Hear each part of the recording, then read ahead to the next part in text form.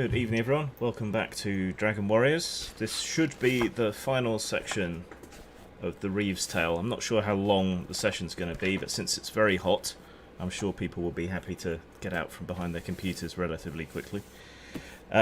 So, there is some strange malaise upon Sir Ursian, who runs the household here. Some sort of shadow upon his spirit, which was also found to be corrupting two other people in the area. The sort of shaman of the marsh folk, who had turned his people against the Lord of the Fife, and had been raising the dead, and was found to have some sort of weird glass talisman on him. And this sort of old elementalist witch of the caves, Kaelwyn, who was found to be similarly mad, though was convinced by the forces of magic to give up the talisman. So you never know, she might end up sane again. So you now have two talismanic keys, which have something to do with this, but you don't really quite know what to do with them yet.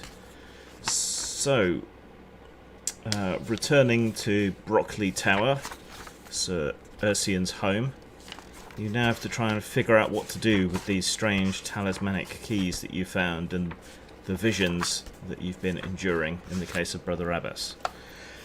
So, after a rest, so anyone who's still hurt can have a hit point back each. It's not long after dawn the following day. Sir Ursian's condition is worsening. According to the midwife they're using as a doctor to keep the true extent of his illness secret. And you have these two strange talismanic keys, but you've got to try and figure out what the hell to do next. Well, overnight, Grim, I was going to be meditating so I could get my full strength back. I was down quite a bit of HP last time, so I was meditating overnight when I slept, so I should be back up to go. I have a question. Mm-hmm. I had to pull away from last session because of what went on, but that was at a point when we were preparing a sacrifice to possibly alter the parameters of a scrying spell. And did that have any result, or I did give you a suitably vague prophecy, but I wasn't present for that time. Do you happen to have a record of it? I'm going to see if I can find it. Thank you. And I'd also like to know, I've kind of resisted using that spell too much, because as a DM, I know what mind magic does to a lot of games, and I'm wondering if, personally, Jim, as a DM, do you mind if I use it a little much, or would you prefer it maybe maximum once in a session? No, you can use it. I can't guarantee the quality of the. Sure. the I understand that completely as well. Okay. Can't promise the vagueness of the answer. Yeah. I suspect the quality of the answer will depend on Grim's current mood. Yeah, as with any DM, and I'll gladly take that, because when Grim's on point, he's on point, and when he's not on point, he's on point compared to everyone else, almost everyone else, right? So there you go. I know I wrote that. Been the evidence so far. I know I wrote that prophecy down somewhere. Okay, it's not immediately. I'm just curious myself. So well, if you can discuss your plans while I try and find it, and okay.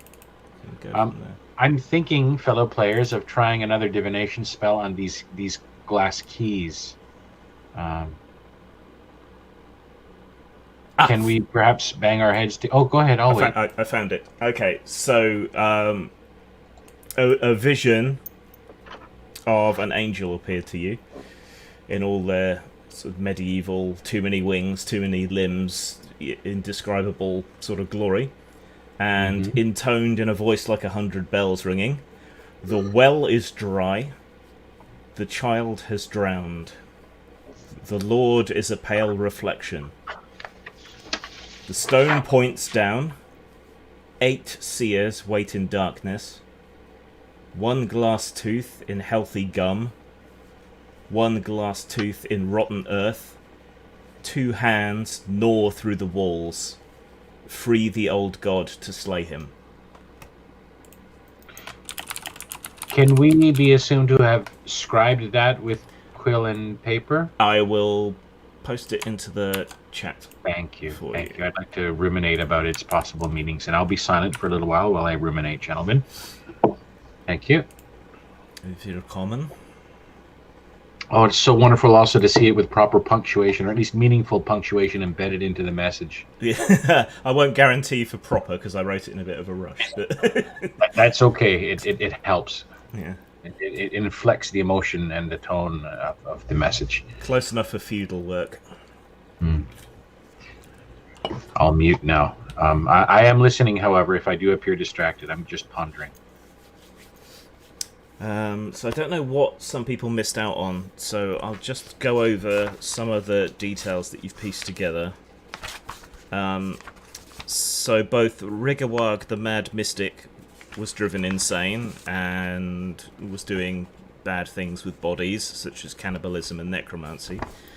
Kaelwyn, the elementalist, earth elementalist, living in an old flint mine with some bandits, she was insane and only seemed to be able to gibber meaningless things about reflections and glass and visions and things. You've managed to get a talisman of each of them, so the common elements between those two is insanity and talismans and bad magic. There were some of the glass bricks in Rigawag's mad nest of tunnels he dug beneath his island. The vision that Abbas had when he was trying to make sense of the shadow that had fallen over everyone was a light like the moon on the water rushing towards him, the sensation of drowning and trying to claw at something to climb out but being unable to. And I think Elaine stole one of the bricks made of glass from Wick. What? Yeah, I think you took one of the glass bricks from Rigawag's Den of Insanity. Word, I have some ideas. Oh, yeah, One I did, glass didn't tooth. I? Liberated. I love my brick! I love my brick, I do. The glass tooth in rotten earth, could that be the glass being planted where that fellow is digging all the tunnels and whatnot? That seems very like a big lineup, right? Who would have the glass tooth in healthy gum, however? Could that be the Lord who is ill? A healthy gum, a glass tooth in the healthy gum? Perhaps there's a glass brick somewhere on the grounds affecting his health, like an anchor point for malice or dark magic or something. Any ideas?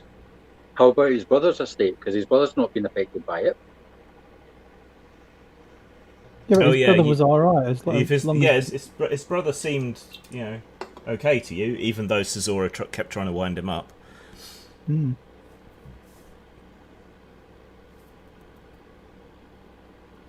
Hmm. I'm not very good at riddles. Another idea. It says here, the Lord is a pale reflection. Pardon me. That could be the Lord who is ill, and maybe he is a pale reflection of whatever aspect of the dark god, this old god that is being manifested. Right? Baelor, one of his aspects or areas of influence is sickness or corruption and whatnot. So perhaps the Lord is a pale reflection of that force.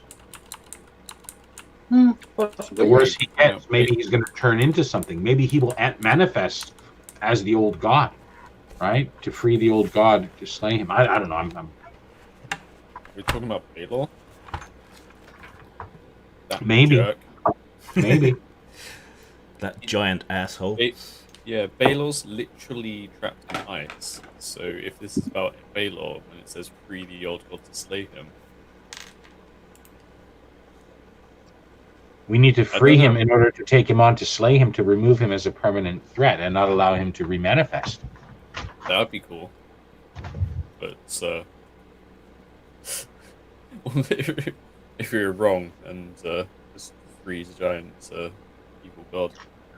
The 8 seers, are there standing stones, or is there some kind of monument that might be tied into ley lines or elemental magic in the earth, marked by 8 marker stones. I know that in some parts of southeastern France or France and some parts of England, if you sightline from certain hills, you'll be able to map out geometric patterns in the land, and sometimes they're marked by churches, for example, or menhirs of a certain alignment or decorative or style and so on. The idea of ley lines is a bit overstated, but like if you go to Stonehenge, it's slightly raised up and it's on this big plain, and there are sight lines from one tomb to another quite often. So lining those sorts of things up does seem to have been meaningful, and yeah, in Dragon Warriors the land is littered with old hill tombs and. So we need to then canvas. I'm pretty sure of this. I think this instinct in me is strong. Where it's a good thing me, the human being, is actually a little bit read in esoterica and so on. I mean, just slightly. I know a very little about a whole lot, so it's useless trivia. I think we should start canvassing some of the village elders or some of the people who know the old ways to find out if there are 8 old sites of a kind that they might possibly know as having a connection. Good work. 8 wells, 8 tombs. Or we could just go back or we could just go to the main estate and ask the jailer if we can borrow his maps, see if there's anything on that. How does that sound, Candice? Well, we should do a few things. Yeah, examine maps and speak. The lady they've got looking after the Lord, she might be knowledgeable in those kinds of things, as well as herb lore and things like that. Yep, she'd be a good bet. Yep. Tell you what, I'll get the map from the jailer, see if he's willing to part with it. You guys sort out how we're going to proceed, and if you have a task to assign Carradine, I will await it. No problem. Wait, the knight's back. I'm not in charge anymore. What am I doing? Yep.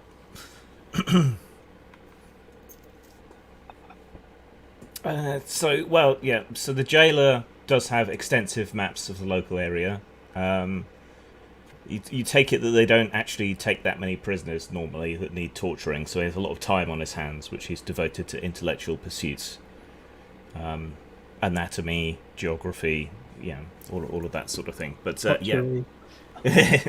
yeah, he has very extensive maps of the surrounding area, and there are many burial mounds and standing stones.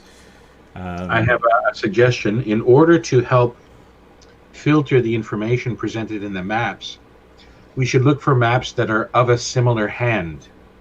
Because if someone were marking 8 related sites, it's quite likely it would be the same map maker encoding that information in their maps. So we're looking for a calligrapher. Is that the word, calligrapher? Cartographer for maps. Cartographer, yeah. Yeah. So he's got a collection, and then he's made his own maps as well. Some of the older maps look a bit more promising, but the annotations and so on, you don't really see 8 being a particularly prominent number in any of the standing stones or anything. It's the things like the 7 Sisters, and it's mostly 6s. 6s feature a lot. 6 stones standing, or 1 stone, or 7. Not really a lot that are 8, or at least not reliably 8. Would there be ones where they used to be 8? Sorry, one at a time. Sorry, so Madrock? Sorry, are there anywhere that they used to be 8? Because sometimes they'll get knocked down or stolen or something. Who would teach a block like that? I don't know, but... some of the maps note that a lot of the single standing stones were torn down as the true faith spread across the land, but also states that these single standing menhirs were mostly dedicated to Baelor.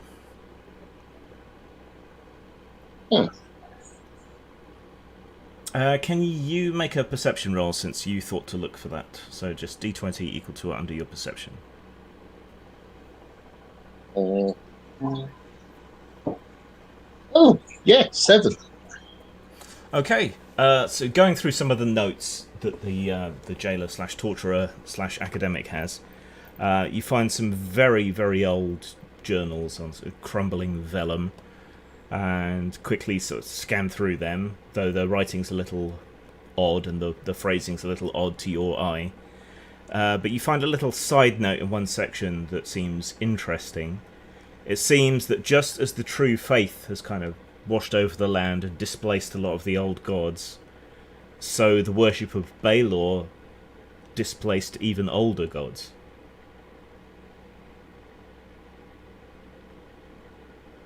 Yeah, because the group they've met the what's it, dragon spirit and stuff.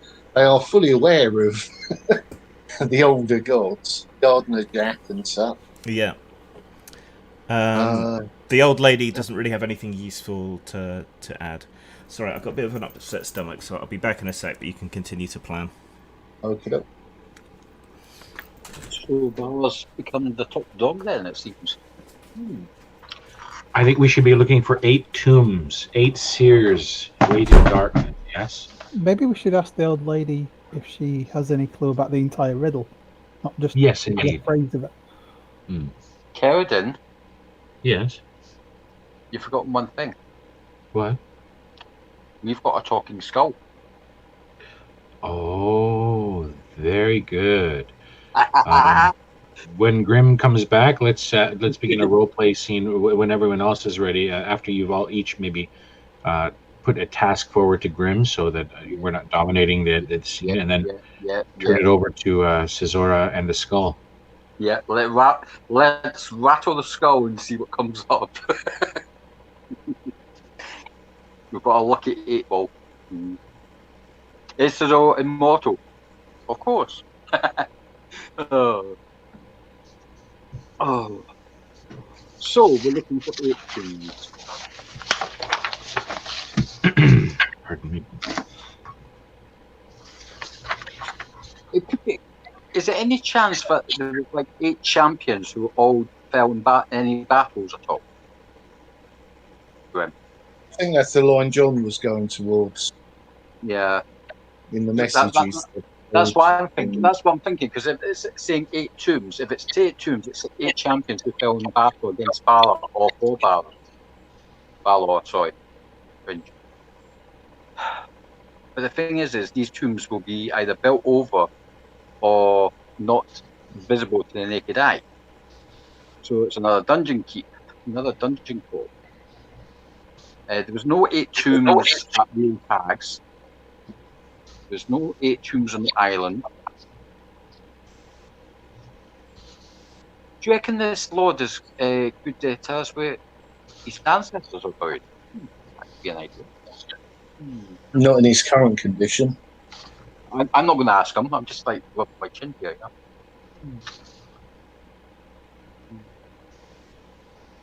It's a weird one, that.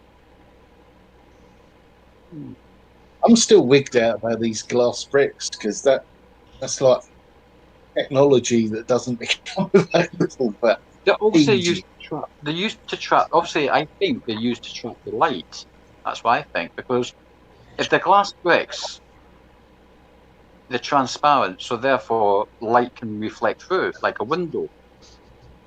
So your guess is as good as mine. Whether unless these 2 pieces of the armlet actually connect together like a jigsaw, and then there's another couple of pieces we're going to have to get, and then put them together, and then it's going to open up, hopefully not a portal, and something nasty will come out and try and smite us. We're waking it up. apparently I've got one of these key amulets. I'm more than happy to hand out as people go a bit when they have them. So.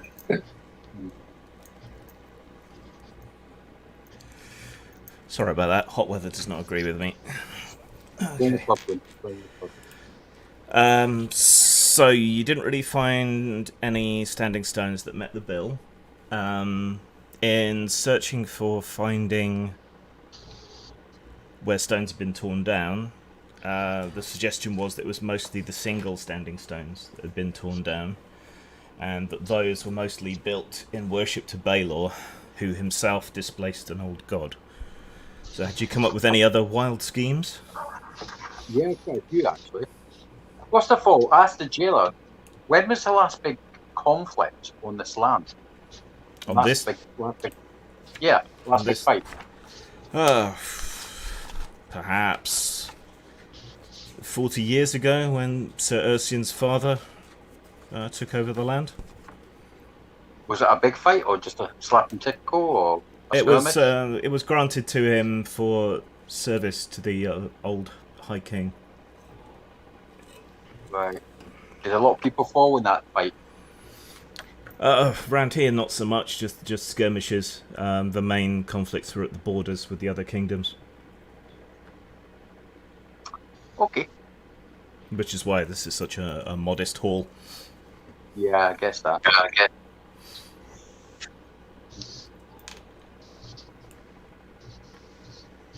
Anyone else got any ideas?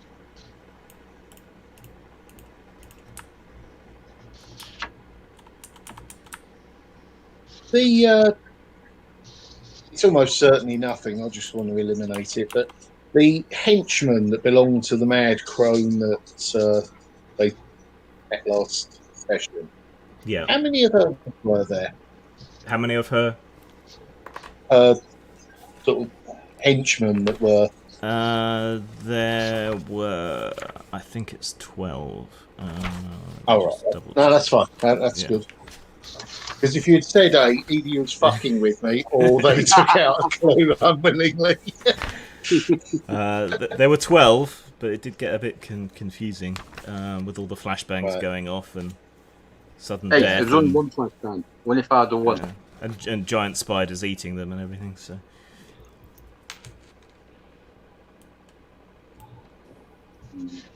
Hang on, 8. Oh, God, I don't want to discuss this. 8 seers. 8 eyes. That's you've got a seers talking rather than spider. seers. A talking spider with 8 eyes. 8 Oh seers. my God! Very good. 8 eyes on a spider. I don't want to go. 8 seers wait in darkness. There's a big ass spider in a dark cave, and maybe there's it's a spider god with two big fangs, right? Maybe there's a spider idol with big ass glass fangs. Stop being mean and winding Actually, no, you would have noticed that when it volunteered some venom, wouldn't you? I would have thought. I would have. So I don't think that, but we need that 8 cute little seers does seem I will show like you my people. So you want me to go back and speak to my betrothed then? Is that what you're saying, Brother Alice?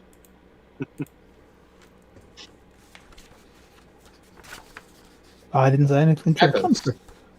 Oh, sorry. Yeah. The thing is sorry, Madrock. Yeah, the thing is opposite of a monk. Grandmother Paul was very fussy who you should talk to because we had to dig her out. So yeah, I think she's. Well, actually, not me anyway. Leave the spilf to Caesura.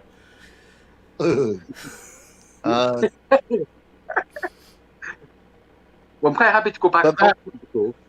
If it was her, that would follow it on with the next line, the waiting in darkness. Yeah, she was waiting in darkness while being rescued. Yes. Yeah. Right. That's about as useful as I can be, I think. Everything else is very confusing. But we should remember this was a question that was put to in last session to find out. I forget what question we asked. How can we aid the Lord? What was the question we asked, gentlemen? Do you remember? Yeah, it was about aiding the Lord. I didn't actually write down the question, but I'm pretty sure it was. Is there any cure for the Lord who we are serving? How can we cure the Lord? Okay, so.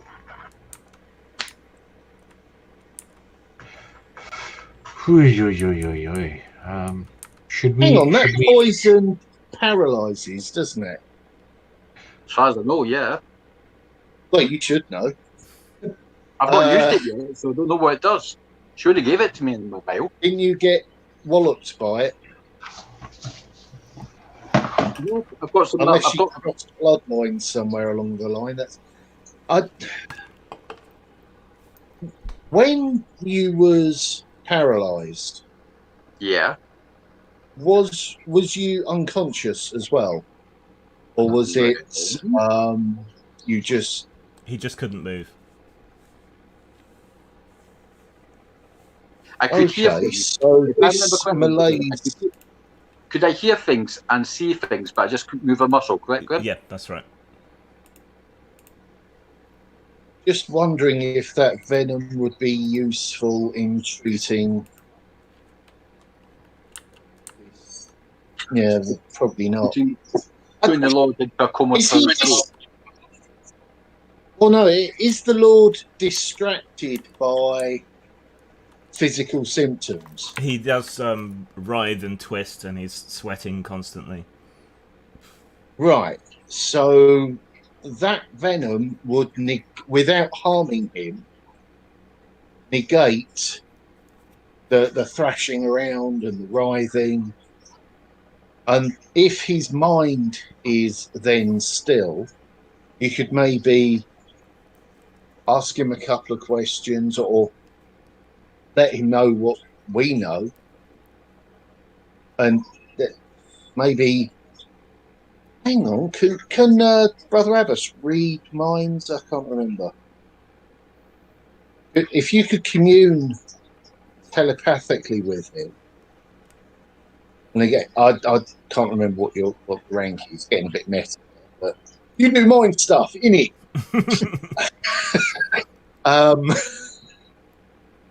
I think I did. Didn't Yeah, I in if the he's not initial? distracted. I think I tried reading his thoughts initially. That's how I ended up with the vision of falling into the water and things. But that's all I really got. Yeah. You're the one who fell in the water, Brother Atlas. You're Sorry? the one who fell in the water. You're the one who fell in the water. Well, yeah, but I had the vision of me falling in the water, and trying to get out, and the broken glass everywhere, wasn't it? I think. Yeah.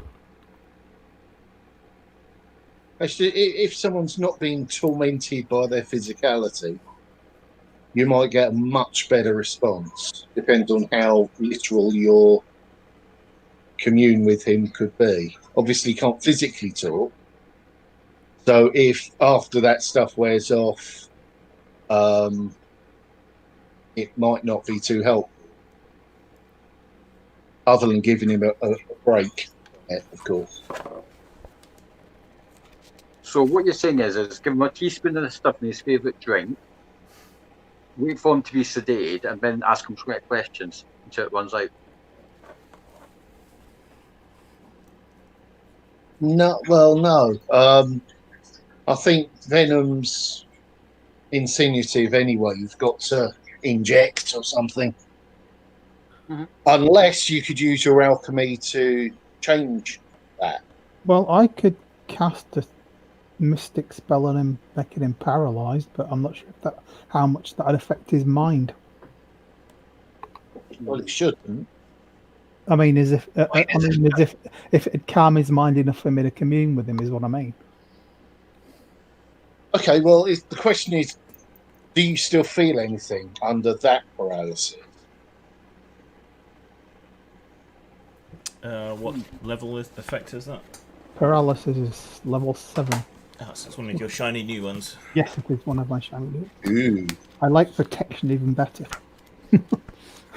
Gives me a better armor rank and magical defense. Nice. Let's see.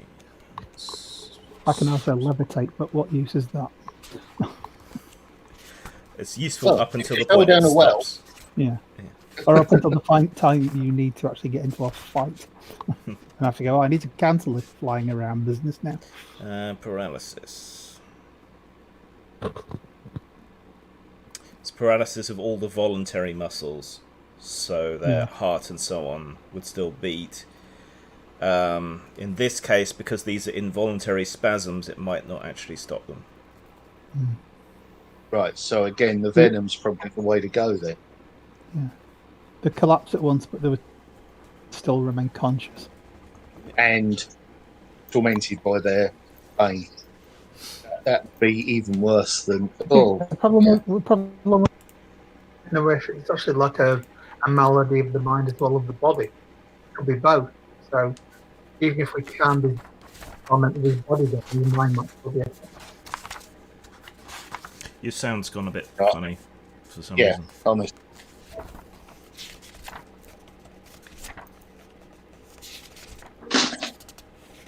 We had to come unplug them.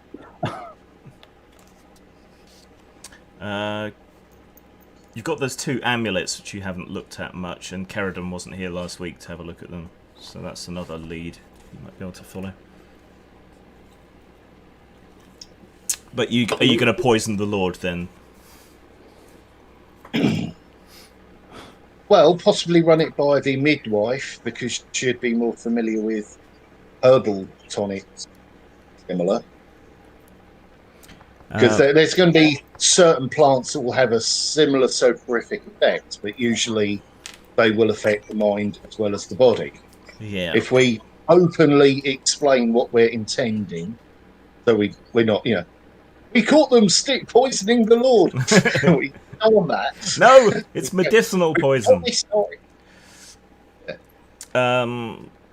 Yeah, so you can run it by her. She's not familiar with this particular spider venom. You should probably test it before you give it to him. Yeah. Well, this is what I'd like someone to... Because it needs to be changed, the delivery system, unless... I don't think people have got syringes yet, have they? No. Or they'll be the old brass clunkers, or that's more a 1900s, I think. I mean, the idea of the syringe goes back, but not for injecting people, unless you want to shoot it up his ass, of course.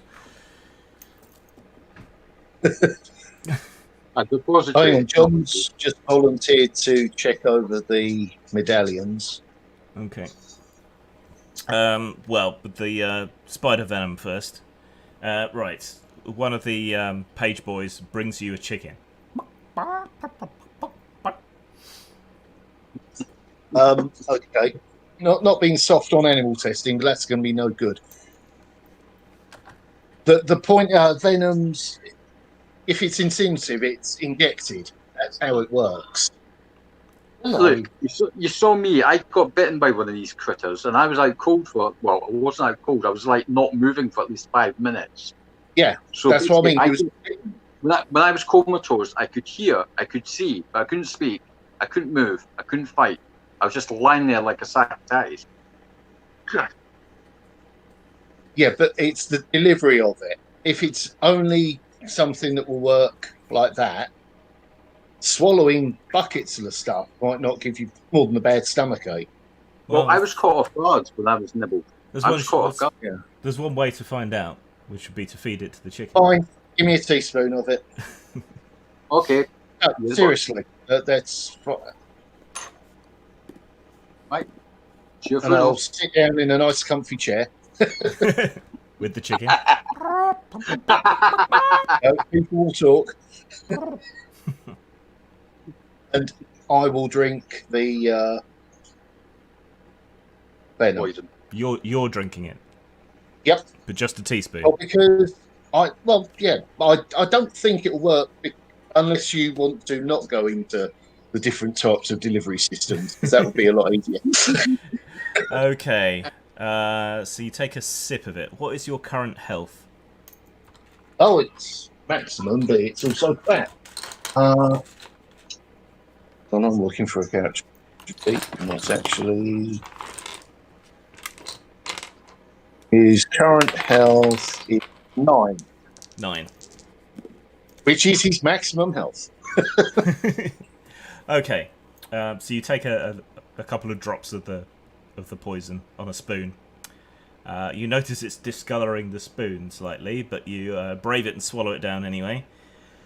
That is the stupidest thing you've ever heard of. Second most disgusting thing you've ever eaten. And your memory has blacked out what the most disgusting thing ever was, so it must have been truly foul. your stomach heaves and twists and knots, and you feel a horrible burning sensation all through your gullet and gradually spreading downwards towards your colon. But you don't feel even slightly numb or paralyzed. You just feel horrendous. Okay. But not bad I enough to wasn't lose any entirely health. stupid. I still have a jar of the emetic from when we was hydra hunting. Okay. So you swallow some of that and then lean out one of the castle windows, one end, then the other, until you're completely empty of all solids and fluids. Yep. Okay. So shit idea. We're not putting that in the Lord's tea. One down, one to go. As my arse is stuck out of one of the hour slots at the moment. Well done. You almost hit that sheep a furlong away. Hey. So yeah, that's not going to work. Less arrow slits, more arrow squits. I'm not sure that convincing your lady to sneak in and bite him will be. No, I don't think she'd be welcome in the estate. No. Right. Okay, so Blade then. Really? You're telling us that drinking poison wasn't your brightest idea? As it turns out. That's your idea then, Sully. That's your idea for what? He's acclimating himself to iocane powder. Yeah. I got any ideas? I haven't got enough context to sort of solve this. So, Caradon was checking out the amulets. Yes, please. I'll keep a tally of this session's magic point expenditure. Okay. So, the amulets are made of that same strange, very hard blue-green glass that the brick is made out of. They're sort of spiral-shaped, and then they terminate in a key, as if the key has two ends on it. They radiate very strange magic.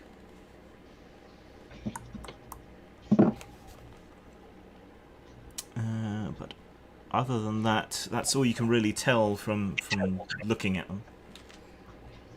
What should we put them together? Yeah, I was going to say that. Is there any way sorry. of them joining them? And as for the auras, yeah, this has a powerful magical aura. Can you make a d20 roll equal to it under your perception, please, John? Yes, I will. One moment. I rolled a 9. I'm just going to check my perception. No, my perception score is 8. Okay. So no dice there.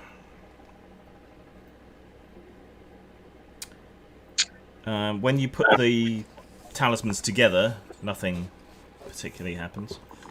A pattern that maybe they fit together, or I don't actually remember much about them. They're almost exactly identical, so they're almost exactly a pair. There's just a very slight difference in the sort of teeth of the key. So the small parts of a greater whole. Is there any way to actually look through them like a pair of glasses with? You hold them up to your eyes. Everything looks weird and distorted, but that's all. I have a question. Bear with me, folks. Have a look at my camera, if I would. The teeth of the two keys. Would it be possible to have one where one of the teeth was, if it were laid on the ground, into the ground, and then if one of its other teeth were pointing up, to slot it together with the two keys, like in order to put the two keys together like this, and then having one of the so-called teeth in the ground, maybe to conduct electricity or bleed mana out of it or something? It doesn't look like they fit together, and if you put two in the earth, you don't really see anything there. The spiral in each one goes in opposite directions. Can you make another perception roll, please, John? Sure. I'm just thinking, does the spiral, the way, you know how in Cthulhu games the Elder Sign is drawn in a particular way? Yeah. Like a kind of a font of sorts, the thin and thickness wavy lines. I wonder if these spirals on the medallion match any spirals on any of the maps or any other church buildings or so on and so forth. I rolled a 9 again. Okay.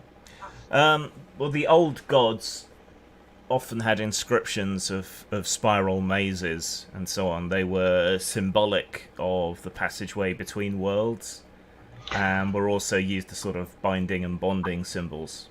So then we need to find a spiral maze then, right? 8 seers wait in darkness, an underground area of a spiral maze. Have we been to one yet? Do we know of any in the area? The old mine wasn't really a spiral. You're not really aware of any, but a lot of these old tombs have spiral symbols on them, but it's such a common motif across so many tombs, it doesn't really narrow it down at all. I remember in the game Red Dead Redemption, there's I think a tomb in the Hillbilly Wood section, if any of you played it, where it's like a crouch height kind of spiral maze where you fight a couple of critters and get an axe or a Viking axe or helmet or something. Cool. I wonder if there's a similar kind of maze like that. We should ask some of the Greybeards then. So that's my only idea then. I think we're looking for an underground maze involving spirals, a tomb of sorts. That might be the epicenter for how this rot is spreading. Maybe we should kind of, like the poem, right? So twice 5 miles of fertile ground were described. We should look at the spiral and find out kind of its radius, and then try and mark out the center of where that swampy rot begins. Maybe we can describe its circumference and pinpoint a center point. Okay. Make another perception roll, please. A 3.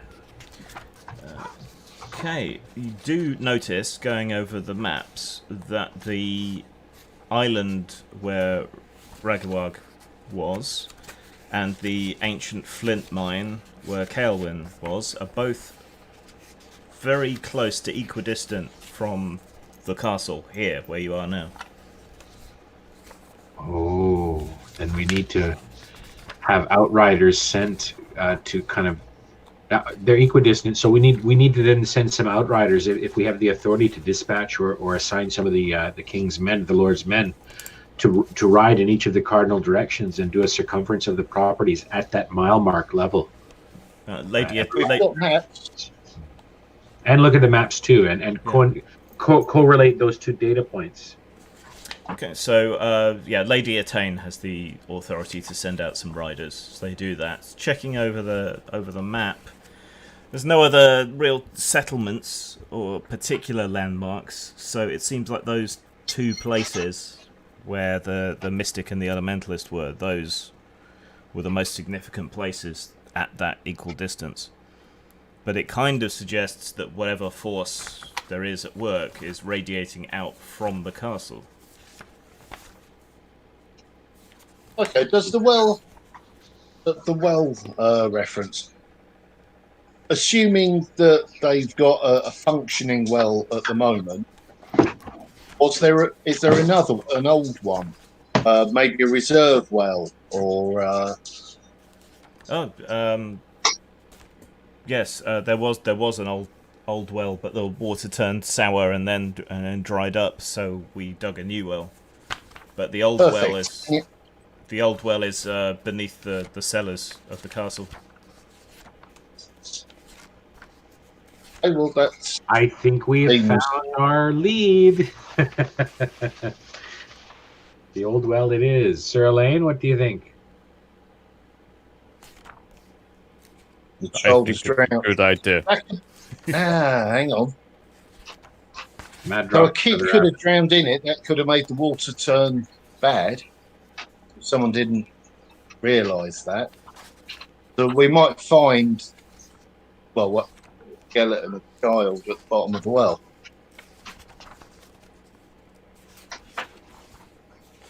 Okay, well, Lady Attain's Lady-in-Waiting leads you down into the cellars. There's plenty of stocks piled up here, salted fish and meat, and barrels of water against any potential siege. Lots of barrels of small beer as well. Beneath some old rotting boards is the remnants of an old well. There's a mouldy stench that comes off it. You can see the slightly cleaner bits of stone where the old brickwork around the well was broken away, and now there's just this gaping hole in the ground. Brother Abbas is having a maddening sense of deja vu. I'm having possibly an epiphany. Okay, so without any of the castle staff or the lady or anything being around, so I don't.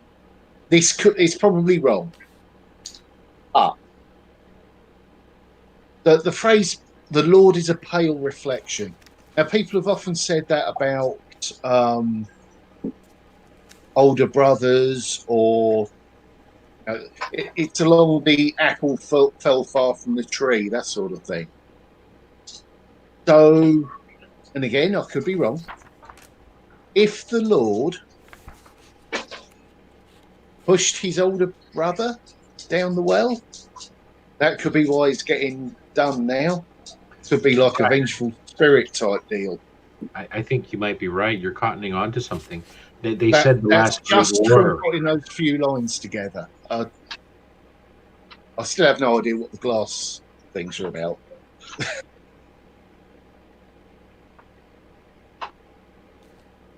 It just reads a bit like a novel there, doesn't it? So basically, a family cross has been picked. It could be. It might not be. I mean, he seems like a really nice guy. So hopefully I'm wrong, but that might give us something to work from. I'll ask the jailer. Groom. Has the Lord ever had any other brothers, bar the one who lives over yonder? No other brothers. Just the one. Sisters. They've all been married off to the continent, though. So no secrets of young kids being born out of the estate? Not that we know of. I mean, they're always bastards. Wait. There's nothing wrong with being a bastard. Chuckle.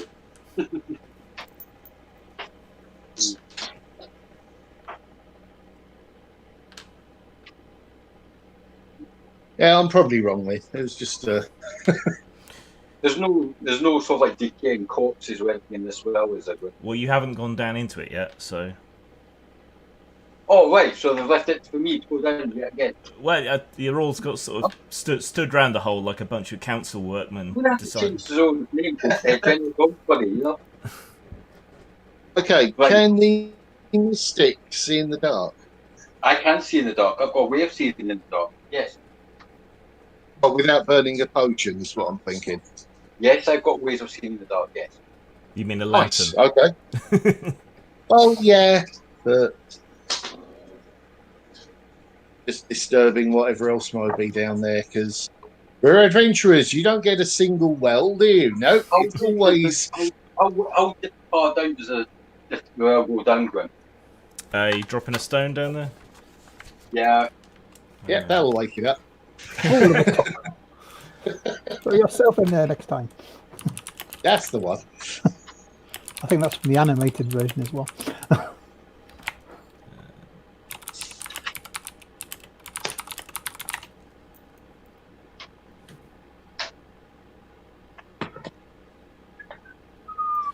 Okay, you Go drop into the the well. stone in. Count off 5, nearly 6, and then you hear it clatter a couple of times, and then stop. Right. Okay. The clattering, it's almost a ringing sound rather than stone on stone. Metal.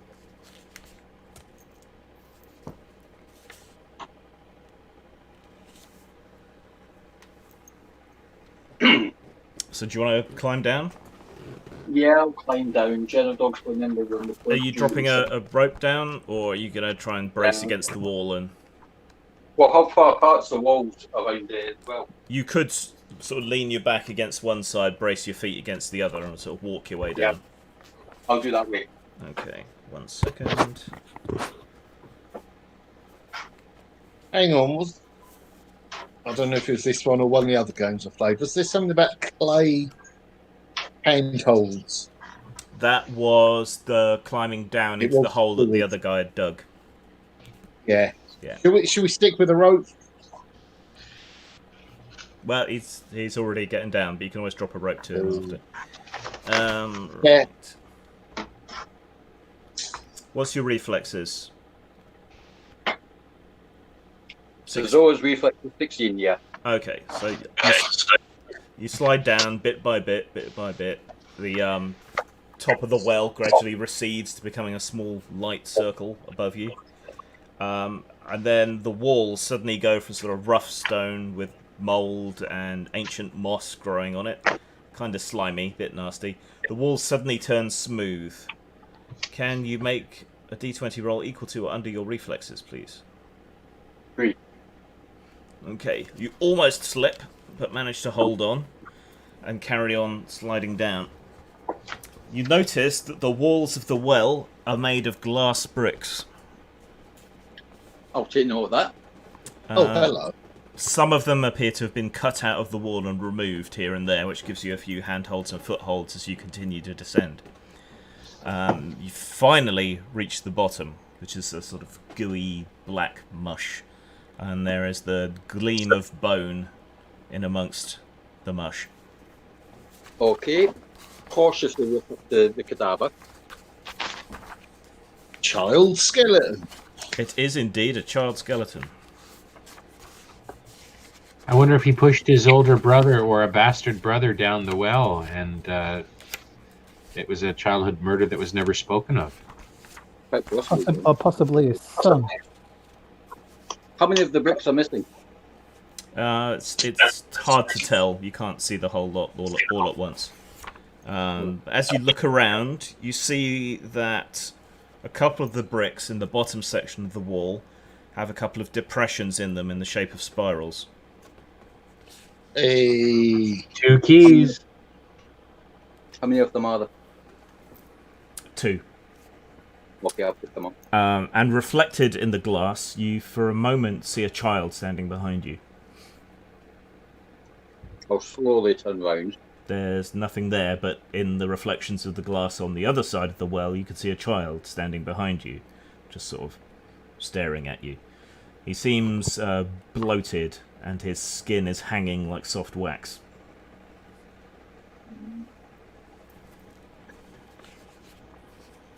I'm going to say very quietly. No fright attacking dinkies. I'll say, do you understand me? Nod or shake your head. Do you understand me? I'm saying it quietly. It just stands there staring at you, and the hairs on your arms and back stand up. I don't like fright attacks in Dragon Warriors because they're instant kills, and that's just no fun for anybody. It depends on how you play them. As written, they're horrible. Yeah, as written, they're a bit wank, but Yeah. What's your rank? Who, mine? Yeah. 8.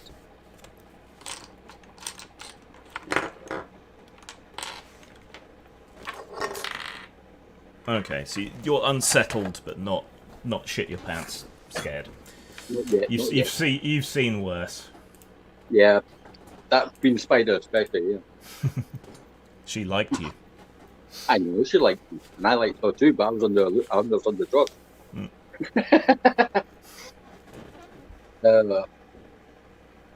Does he seem to be doing anything, or is he just standing there? Just sort of standing there, staring at you. What is he actually wearing? Is he wearing any clothes or? A half-rotten sort of tunic and hose. Does it have like a coat of arms or anything on it? It has the household coat of arms stitched to the chest. So you see like a evil ghost boy, and your first reaction is, "What are you wearing?" Well, you know, if he was wearing, you know, particularly tight hose, maybe he deserved to be tossed down the well. You never know. Alan Jones style. Is it any way out of this place, or is it just the way up? Just the way up. at least so far as you can see. Right. I'll have a quick scan around. Other than the ghost reflecting in all the glass bricks around you, and there's mush and bones beneath your feet, yes, there doesn't seem to be any other way out. There's those spiral notches in the wall, but that seems to be it. How many people can come down here at one time? It's pretty cramped. 2 of you could probably squeeze in at a time. Eridan, my dear. I'll shout up. Hello. Can you come down for a sec, please? With a gentle hand from my my strong, stalwart companions, of course. I'll hug up. Would you like me to lower down the rope, or are you going to go the same way you did? I would imagine Carradine at this point is practical enough to have trousers on underneath the skirts. I guess a woman wearing pants. I mean, I don't want to get too much into that kind of thing, Yeah. Modern. But practically, I would imagine she'd have it just for so she could hike the skirts up just for show anyway, right? And then clamber her way down. Dungeoneers bloomers. Oh, okay. There we go. Utility bloomers. Yes. You could probably just jump down and use your skirts as a parachute, Mary Poppins style. Marilyn Monroe style. So Carradine is lowered down on a rope and squeezes in next to Caesura. Caesura's not a huge chap, and Carradine's fairly gaunt and bookish. So you can both fit. I'll point out what you told me, Gwen. Yeah. So yeah, you see this dead child reflected in the glass. He always seems to be behind you whenever you look, and even when both of you look in opposite directions, he looks to be behind both of you. Do we actually feel any animosity between us and him, or Just, is it just like when you catch his eye, all you feel is a sort of sense of crushing sadness and claustrophobia. It makes you not like being down here. Mm. And there's these 2 spiral impressions in the wall. I think we should put each of the keys into that area, and that's probably going to unlock the angry god. We should all be ready, right? Cthulhu. I'm wondering, however, if I should maybe kind of consult the spirits and ask and divine the answer to maybe divine the question: who was this restless spirit of a child in its living life, and how can we put it to rest? I guess that's 2 questions. It should be a 1-part question, I guess. Yes. How can we?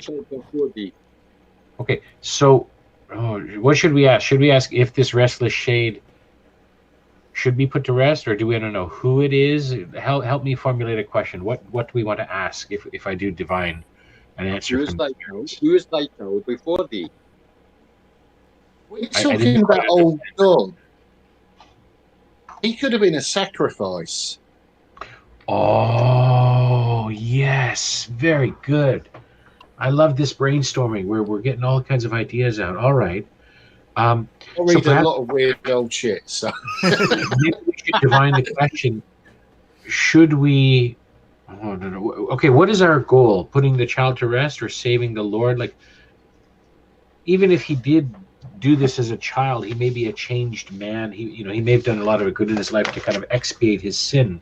So I'm not sure that we should stand in judgment of him. It might be nothing to do with him. I was just doing the link based on the Lord being a pale reflection, and that sort of led to some sort of vengeance thing. But if the kid was sacrificed, it could have been like old worship. I mean, this could have been something his dad did. It could have been anything. Okay, question. Maybe we should ask something like, will putting this child's shade to rest effect a deserved cure for Lord or Eisen? If that's vague enough to... Anyone else? I'm probably yelling this down the well as well, aren't I? Yes. All right. So, to cure the Lord, should we put this child's shade to rest? Does that sound like what we want to ask? Yes? Does that spell connect with spirits?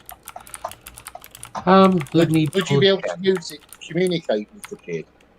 I'm not 100% sure. I will look into the actual rules, but the brief descriptor I have on my character sheet reads, it's a 1 minute duration divination. You may ask a question of the spirits, not just yes or no, to get an obscure answer 75% of the time. If you're looking directly at the spirit that you're asking the question of, I know it's changing the way it's written, but I don't know. Well, I imagine that would involve some kind of fear check. Maybe if I were to pass that to steel myself, I might have. I don't know. Maybe I'm allowed to flip the digits on the percentile roll, or Jim can do that. So if I were to roll a 93, it could be read as a 39 if the spirit is propitiated favorably or something like that. I don't know. I'll allow the spirits is pretty generic. Since there is a ghost here and you know there is one here, you could ask and get an obscure answer from that spirit. So maybe we can ask this spirit how we can help it. Should we? Does it want to be put to rest? I've got so many ideas in my head. I just like a definitive pointer from the rest of the group, what we really want to suss out.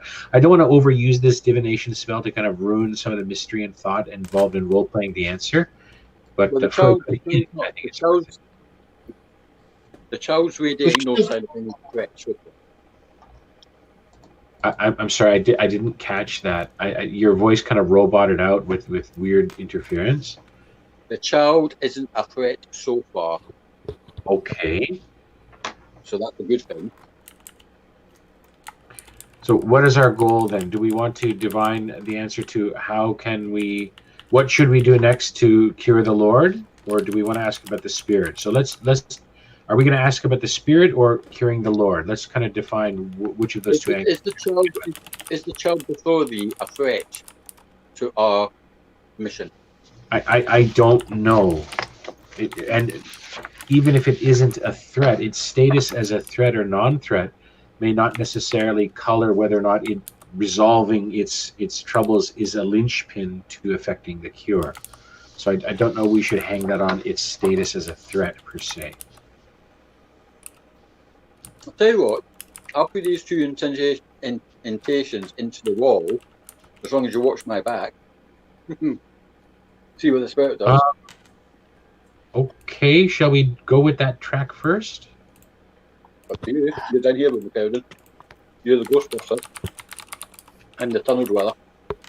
Okay, since well, all right, I'll make the hard call then. I guess the nail that sticks up gets hammered down. So, like in Japan, no one wants to commit. So, I will then kind of focus my will on divining the answer to this question. Okay.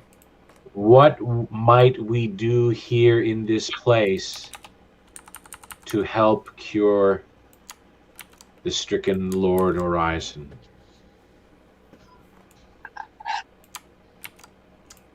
And I'll mark the points down, and maybe we can take a coffee break to give Jim some time to think or compose. He may or may not need it, depending on the, I guess, percentile roll first. So you let us know. Yeah. Let me just.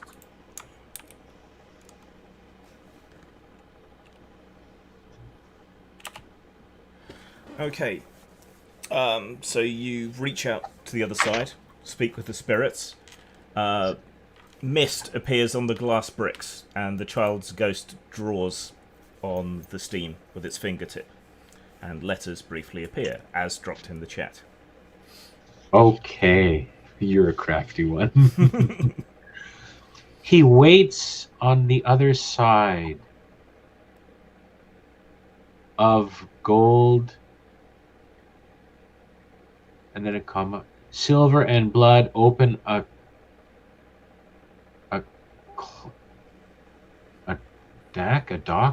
clock, clack. Oh Jesus! I need a mirror.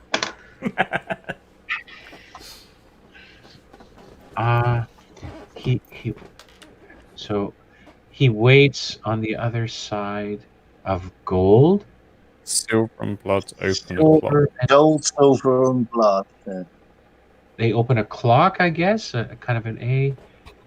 Dark water flows. The gate offerings. I think we're reading it the wrong way around. It should start dark water.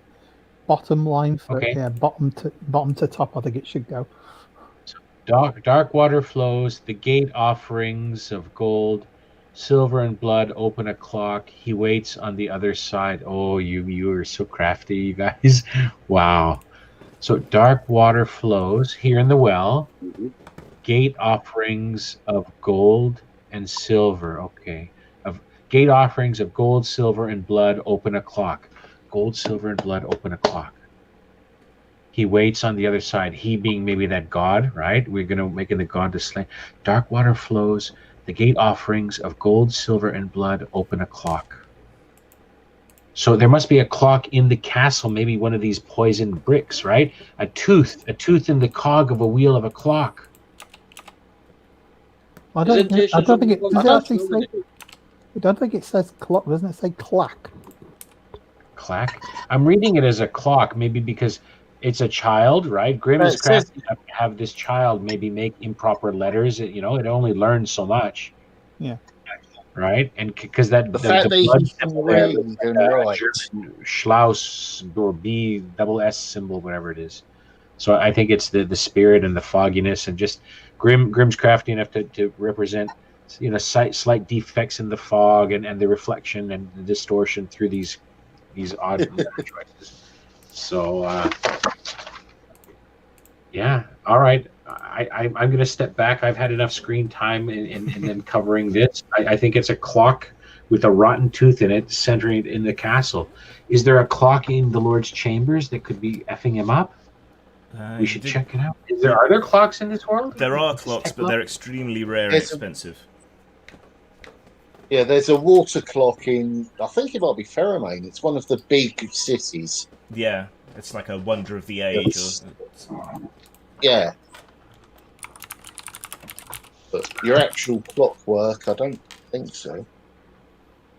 But he might travel to whatever Switzerland. The two medallions we have, are they themed at all with gold and silver? Is one? They're just glass, but the spirals look to be the same, but mirror images, obviously, as the indents on the bricks in the bottom of the well. That's what I was thinking. I was going to put them in the indentations and see what happens. Okay, I'm going to step back, and it's now Cesare's turn to. I guess he's down here in the well. It's your turn. I'm going to shush now and let other people decide what we're going to do. Put them in at the same time, Grim.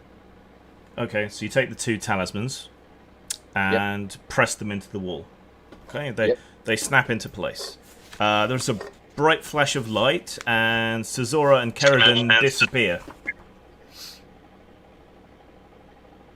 Okay.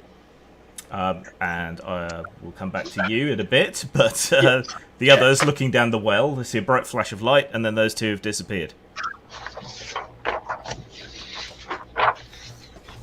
We should go after them. You remember what happened last time we let Cesora go off on his own?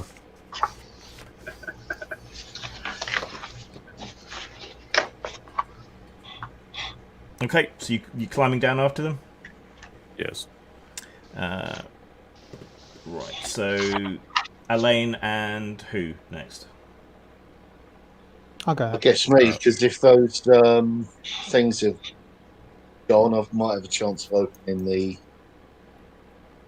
whatever it was. Okay. Yeah. And then Abbas can climb part way down and wait and see what happens. Okay, so you two reach the bottom. The keys are still in the wall, but the glass bricks are rippling and shifting and moving constantly like water.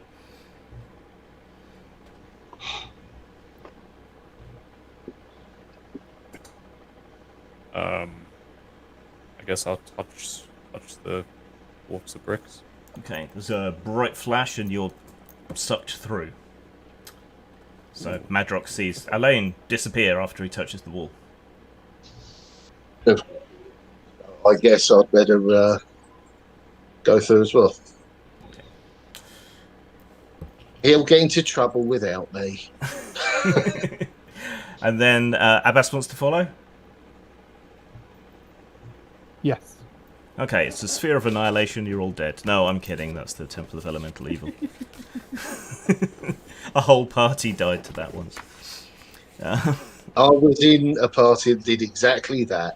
Yep. Well, there must be something there if we keep poking it. Yeah. Right. We assumed it was a portal. Right. So there is a flash, and Caradon and Caesura appear in a large cavernous chamber. This room is freezing cold, reminding you of your trip to the north. The walls covered in a sort of electrical-looking blue flame that constantly passes over it, though it doesn't seem to carry any heat at all. The chamber is a rough oval, about 40 metres across at its widest point, with the ceiling rising up 100 metres, decorated with strange shapes that remind you of constellations of stars, but they're not any constellations that you recognise. You appear in the very centre of the room, in a ring of sickening two-white light. The walls and ceiling seem to be slightly warped, as if some gigantic hand tried to crush the building and failed. There are four strange statues on the other side of the room. Two on one side, two on the other, of a tunnel that seems to lead deeper into this complex. These statues, these creatures, are about 8 feet tall. Remind you of depictions of Fomorians. Only they're even more mutated than Fomorians normally are. They're hunched and twisted, covered in scales and bones and thick hide, wickedly clawed, with teeth that remind you of some of the more horrifying things that turn up in fishermen's catches. Given your track record with statues, you reckon they probably come to life, but at the moment they just look like they look like monsters that have been frozen in place. What the statues? Okay, can I run a rope around the ankle of them? Don't Yes. touch them. Yes, you can loop a rope around without touching them. Yeah, and then the rest of you appear in I short can order. lay it on the- What are the statues made out of? You walk up to one. They look like they're made of that same blue-green glass, almost, but you can't see through them. They're solid. It's almost like they're frozen, but frozen in glass instead of ice.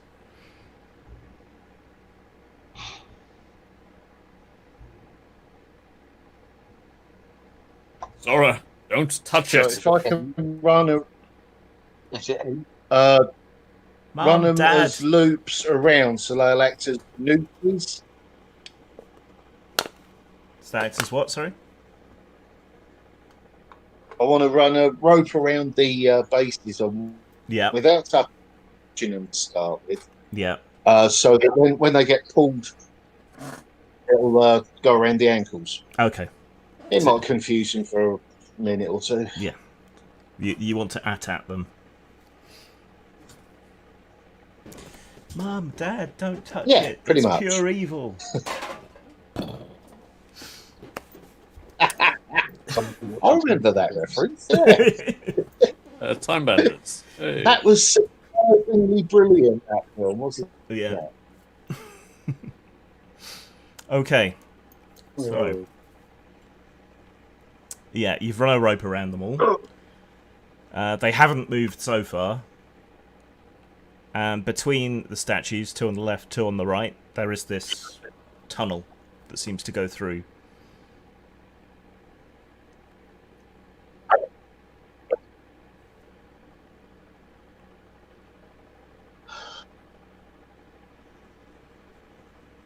Leave the statues alone. Oh, They'll touch them, probably Dad. activate when someone goes down the tunnel. Never touch them, Governor. Is the tunnel big enough for them to chase after us down good? Yes, though they'd have to duck to get through. And they're all different, each one of them. Each one is different. Do they look like it's like they've sort of like metaphors from one shift to another shift to another shift to another shift to another shift? No, it looks like sort of semi-random mutations, but the legends of Fomorians are that they're all either unnaturally ugly or unnaturally beautiful, and each one is individual. We're definitely in hell, guys.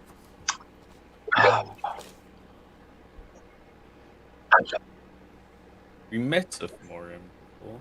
No, Two, but didn't we? having them there does tie it back in with Baylor and Yeah. isn't it? Okay, which one of you guys ate the salmon mousse?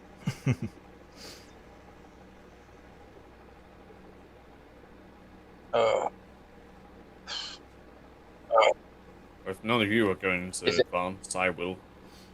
Okay. You stride up to the I've door. got a firm grip on the rope ready to come. And predictably, as you get to the threshold of the tunnel to the next chamber, the statues come to life. So, I knew it! right. With the battle cry of, I told you so! But you are ready with the rope, and you were expecting it, so... right. What is Madrox's reflexes? Yep. Yep, what's Madrox's reflexes? Not anywhere near as high as they should be for an Ove, but... Yep, hang on. They are... Oh, crikey, it's 11! 11. Right. And what is Abbas's reflexes? 9. 9. Okay. And I know Elaine's. What is Caradan's reflexes? That's a 10. Okay.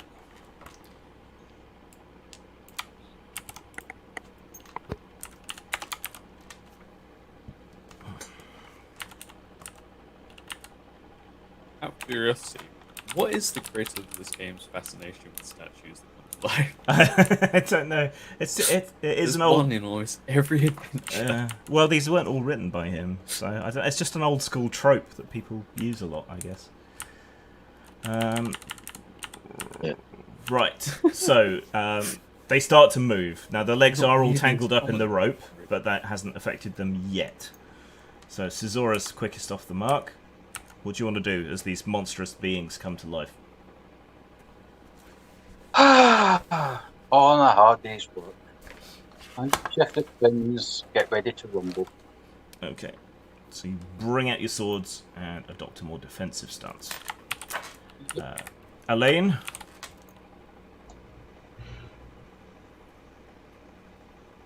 Could you reiterate how many statues have animated? 4. 4, thank you. So they've wrapped a rope around them and they're going to try to trip them up. Yeah. Like some sort of goof. Nice.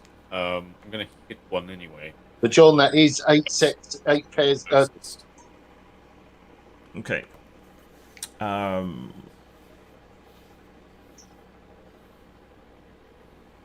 So I assume your sword was already out then. Yeah. Yeah. What's the defense? Their defense is 10. Yes, I heard. Okay. And roll for armor penetration.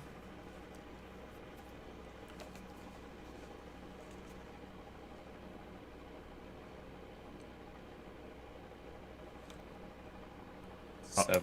7. Okay. And roll damage. 9.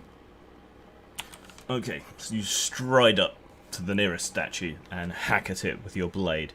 It doesn't glance off or crack or hit like it's hitting stone or glass or ice. It cuts as if it's into flesh. And bluish burning blood leaks out of the wound. Okay. Not even made out of stone. No. What the hell kind of statue is that? Right. It moves forward and stumbles slightly on the rope, but doesn't trip, and swipes down at you with scythe-like claws. What is your defense? My defense is 19, I think. I have to check. Ye gods. I didn't have the thing open like a fool. Oh no, it's 60. Wait. It's 60. No, it is 19. It is 19, with the bonus from the sword and the magic shield and all the rest of it, yeah. Okay. Right, so it scythes down with its blades, and you easily sidestep, feeling your reflexes heightened by the various enchantments on your gear. Right. All of this heavy armor has greatly improved my dexterity. So it would seem. It's all about standing where the claws aren't, is the trick. Right, the remaining 3 move forward. You're the only one to have struck a blow.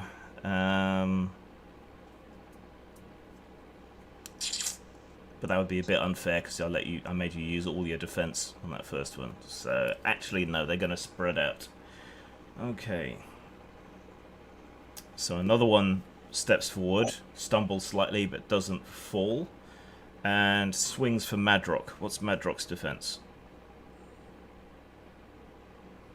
Oh, bloody hell. I thought I'd be out of it because I ran off with the end of the rope. Yeah, well, you've not got that much play on the rope left. And they got quite long reach. Right, okay. 7. 7. Oh, 8, 9 with the sword if I've had a chance to draw it, but I'm probably, honestly, just You're probably holding the rope. trying the rope idea. Yeah. So sorry, what was it? 7. 7. Okay, one lunges out at you. You duck under it, keeping hold of the rope.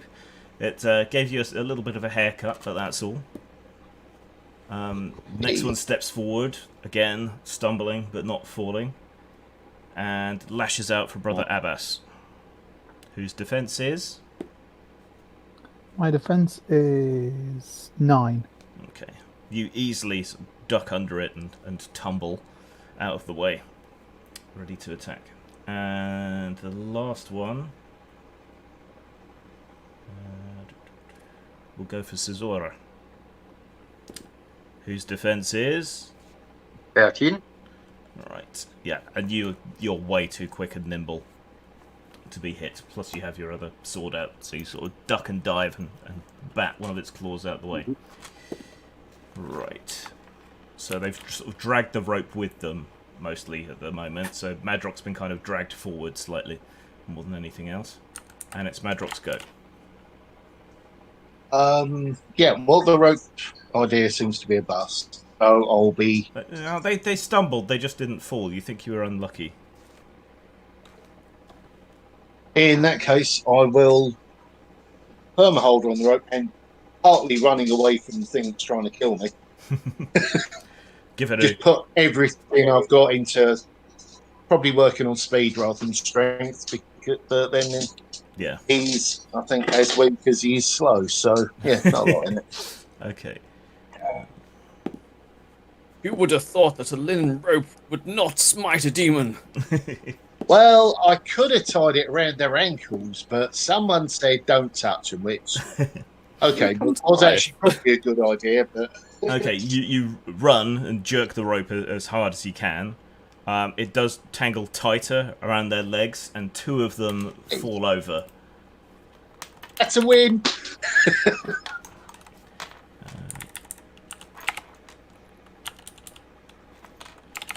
So 2 of them sort of ponderously crash to the floor and then try to pick themselves up. But they're prone at the moment. The other 2 manage to stay upright. Kerridan? I would like to use the Legion Baton to cast Enslave for 3 MP upon one of the statues. Oh, yeah. What is your magical attack? It is 24. Yikes. Okay, roll 17 or under to take control of one of them. 17 exactly. Okay, so you invade the mind and take control of one of the uninjured ones. Okay. Do I begin controlling it next round then? I think on its go, I think you get to dictate what it does. And you can maintain that spell and still cast others, I think. I'll double check. Yeah, but it does have a chance of dispelling. Right, Brother Abbas. I'm gonna, well, do what I do best. Mystic Blast one of them. Pew, pew, pew, pew, pew. Make me exhaustion roll. No, I'm fine. Got a 10. Right. Okay, so it's, their evasion is only 3. Evasion is only. Okay. Spell expiry does apply to enslave. Okay, so it's just enslaved until it expires then. Yes, but it says language isn't a problem. It understands the caster's intent, but it's a very literal interpretation. Okay. So you can, what's the order that you're issuing to it then? I actually, by bringing up the subject, I just interrupted, I believe, Abbas, so Yeah. I'll wait a moment. Okay. The order will be to attack the other living statue that's interfering with us. Okay. So did you hit with your mind blast? Yep. 12 points of damage minus armor. Right. You turn your mind upon the one that Elaine is fighting that's already looking injured and haggard, and you just blast a fist-sized hole through it with the power of your mind, and it slams back against the wall and slides down. Okay. Right. New turn. Cesora. I'm going to try to finish off the one which Lane tried to kill. That one's just been killed. Alright. There's 2 of them flat on the ground, and one with a blank look on its face because it's just been enslaved. Is one of the ones on the ground near to me? Yes or no? Yes. I'll attack that one then. Okay, it's Just one attack. slide over as quick as you can and jab your blade into it. Okay, just roll under your attack. Okay, yep, no problem. And roll armor penetration 7, and damage. 8, plus 1, that's 9. Yep, 9. Okay, you drive your blade into the prone creature, stabbing deep into its body. Where its blood touches you, it's burning cold, but not enough to harm you. And it's now bleeding this stuff all over the floor. Elaine.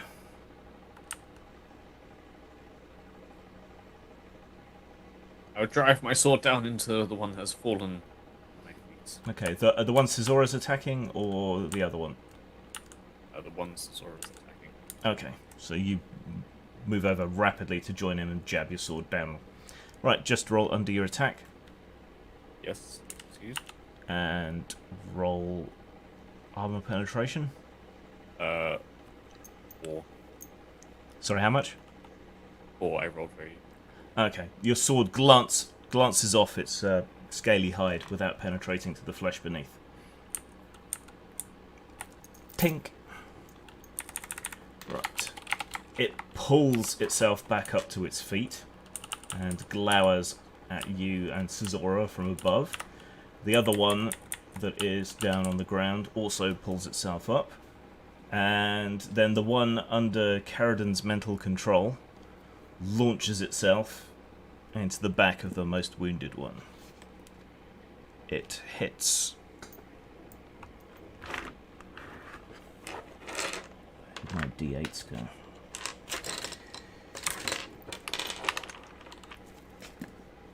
It penetrates the armor.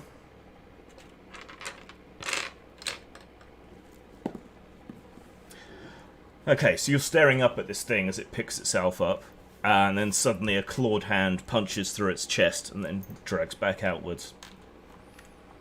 And it falls back down to the ground, but this time in a more permanent sense.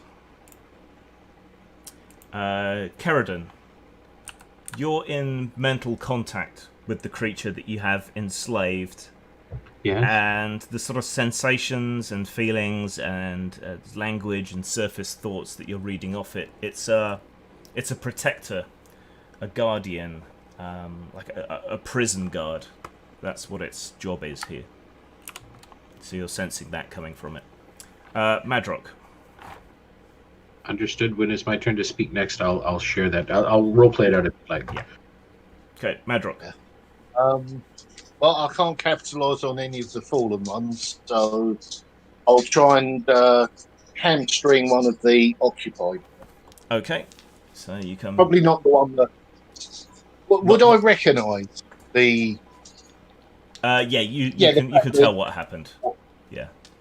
Excellent. So you can go for the other one. Yeah. Okay. So 17 attack. Yeah, no. Unless it's got a defense of 1 or less. No. It has a defense of 10. So. All right. So you come charging up to try and get behind it, and it swings an arm back in the way, and you sort of knocked back a little, but not hurt. Right, Keridon. These statues are guardians, prison guardians of a sort. This might be the tomb of the god. And then I'll continue commanding it to attack its peers until they're destroyed and it's the last one standing. Okay. Right, Brother Abbas. Mystic Blast again. Yep, okay. Its evasion is 3. Okay, it's not exhausted, so I'm alright. So under 13. Yep, rolled a 7. Damage is...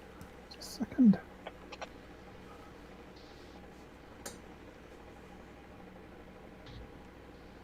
Ooh, 14 minus armor this time. Right. Several of its chitinous plates rupture and blood runs down its body. It staggers, but is still going. Suzora. Do I know which one Kedris is controlling? Yes or no? Yes, you do. Right. The one which she's not controlling, I will attack. Okay. So you come charging up to the wounded one that's just been ruptured and sort of telekinetically crushed. And its defense is 10. It's throwing all its defense against you. So. I get 6.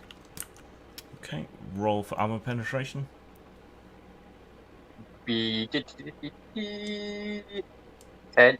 And damage. 5. Okay.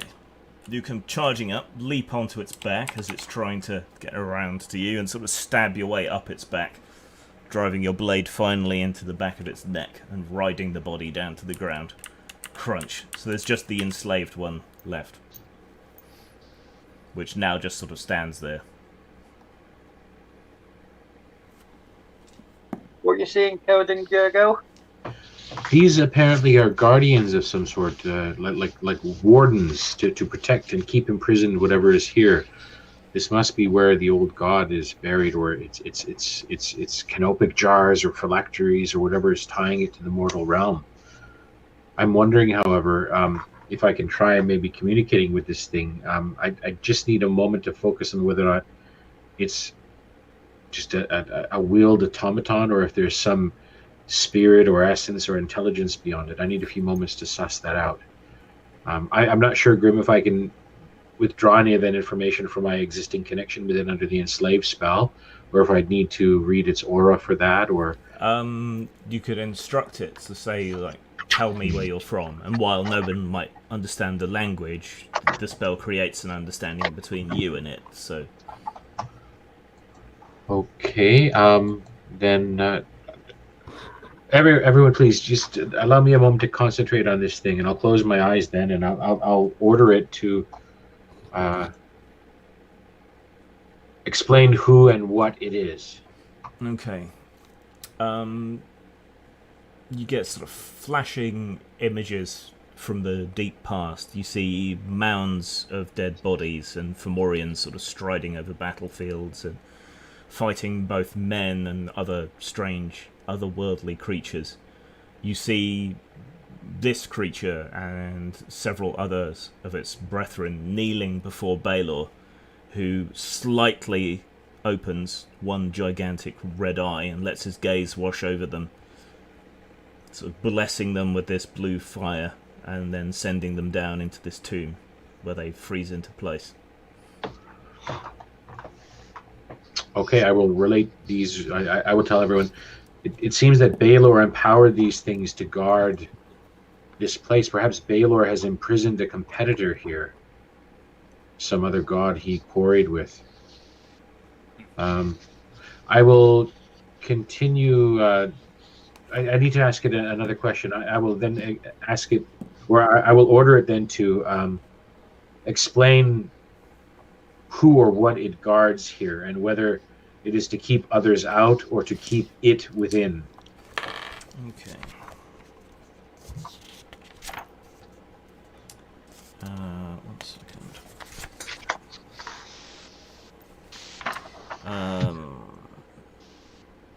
Your mind flashes with a strange and unnatural image. A giant 3 meters tall, with 5 handless arms around a barrel-shaped body. Its lower body looks almost like a slug, with bubbling skin like melted wax under a flame. A strange nub sits on its shoulders, covered with foot-long vertical slits, and flagella wave in the air, and it radiates unnatural and alien malevolence. What is your magical defense? Okay, let's see here. Let me open up the proper window and Google I Docs. think a more relevant question is, what's your Cthulhu mythos? Is that just... 14 is my defense. 14. Yes. Okay. I think he's been reading from a different book.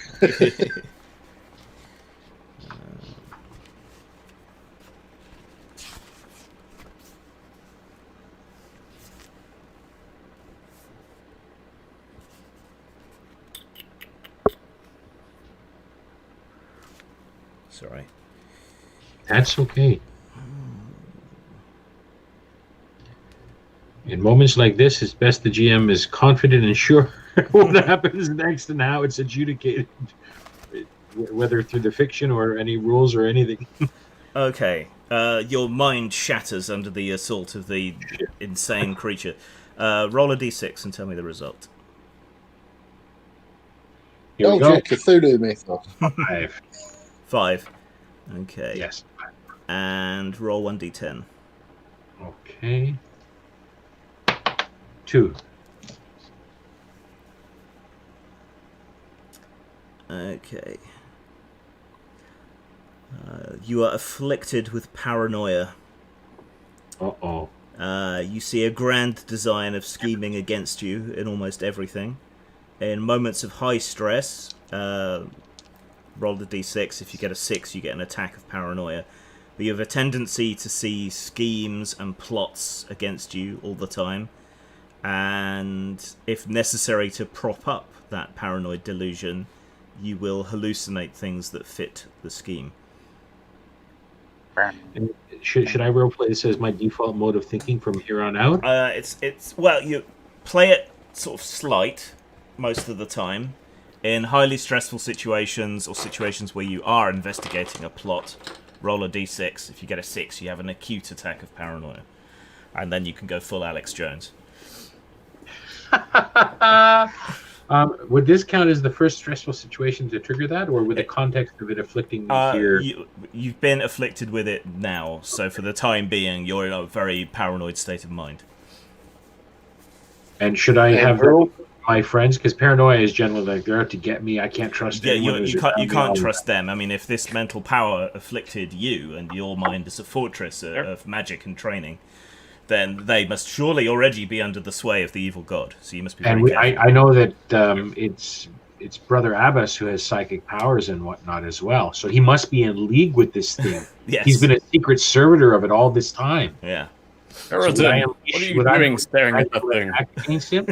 Would that be reasonable? Should I that's reasonable. slay him? Or at least bind him? Well, you don't want to tip your hand. You're outnumbered. That's right. I don't want to tip my hand that number. Thank you. I'll just keep that in the back of my head. What do you want to do with this guardian spirit? creature for Morian? I want it to defend me against. I want it to become my personal defense sword against any and all, and it will never leave my side. Okay. I'll really try. Well, no. Can I make friends with it? Not really. It'll revert to its original mission when the spell wears off. But for the time being, it's your obedient little puppy. Okay, then. I'm going to type you a note. What I'd like it to do. Is that okay? Yep, that's fine. Okay. How do you do personal messages on this?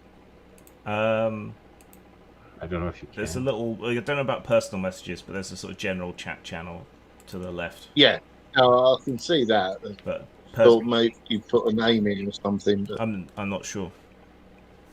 Okay, so you seem to have dealt with the peril in here, though Caradon suddenly seems very pale and twitchy. Say, Caradon, what are you doing staring at the thing? I've got a right mind to do something about her absent-mindedness. We're already staring at her funny anyway, but... Worry not, Shirlane. My mind is afire with ideas about what steps next to take. This abominable guardian here, this last of the four, I will hold it still while the rest of you demolish it. Okay. So you can strike it down with little trouble, because it can't start fighting back until after you've all laid into it. So you drive your blades into it from all angles and bring it down.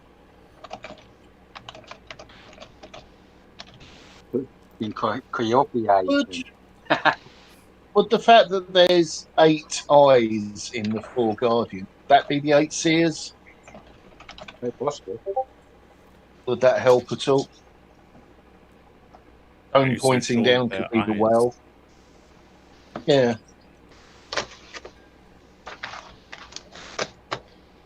8 seers wait in darkness, and these are only 4. Maybe there's 4 more. We should advance, go further. Okay. I think this riddle You're will very reveal itself. quiet, Me? Yeah. Yeah. Oops. I was going to say, we should probably advance. Maybe Okay. this riddle will reveal itself. The more we Okay. So you pass on. investigate. This section of the cavern is more like a corridor. It's about 100 meters long, about 15 meters wide. Like the antechamber, its roof vanishes up to impossible heights 100 meters or more above you. The floor is sculpted with sharp, glassy spirals, and it's cutting away at the soles of your boots as you walk across it. They seem to be holding for now. There are tiny, ghostly motes of light, like dust in a sunbeam, flitting back and forth seemingly at random.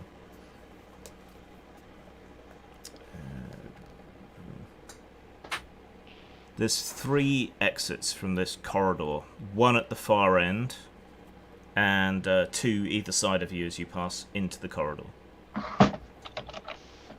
How far can we see down them without actually going in? There's glassy doors blocking all 3. So you can't see past the door.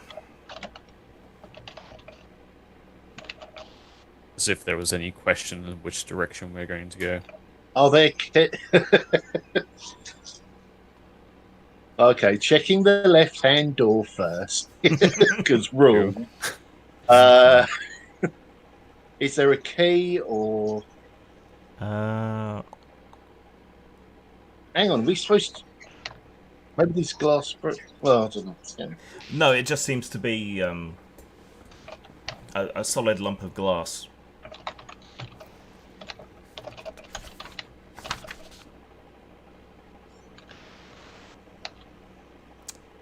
What happened to the 2 key amulet? They're holding the door open. Oh, they're part of it. They're still on the other side, yeah. So as you examine the left-hand door, sort of run your fingers over the surface, looking for any keyholes or notches or anything, you hear a voice in your head. It's not speaking in a language you understand, but somehow you still understand what it's saying. It says, "Once lost is rarely found. Scream within it without sound. It can wander and yet stay still. You cannot leave it in your will."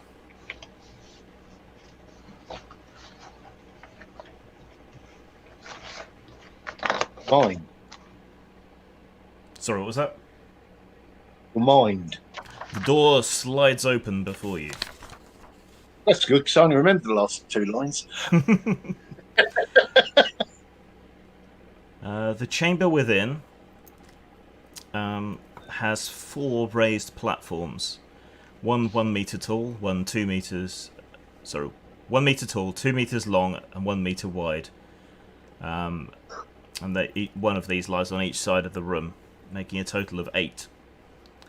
Lying on the platforms are 5 skeletons. Their bones are warped and twisted in various unnatural ways. Distended skulls, elongated limbs.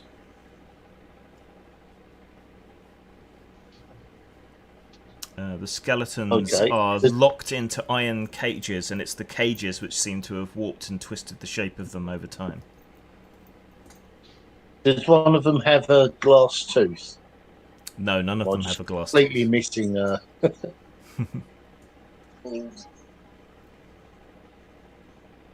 Other than that, there doesn't seem to be that much in here, though there are archways leading to 2 other chambers off this one.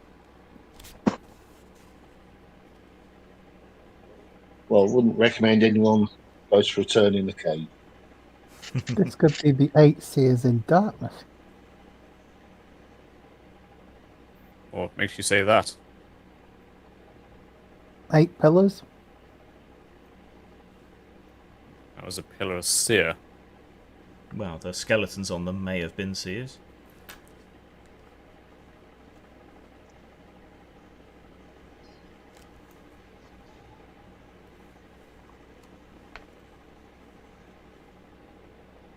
What does this mean to us?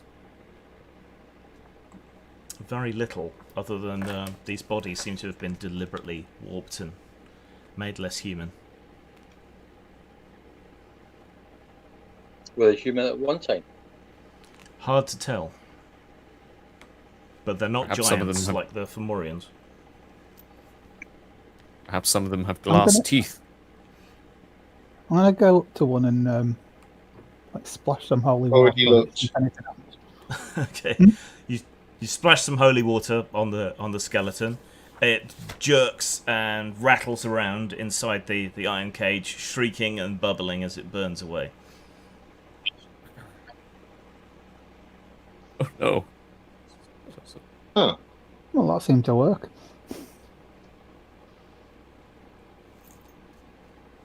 Yeah, that 2 questions, didn't it? What if they were undead or not?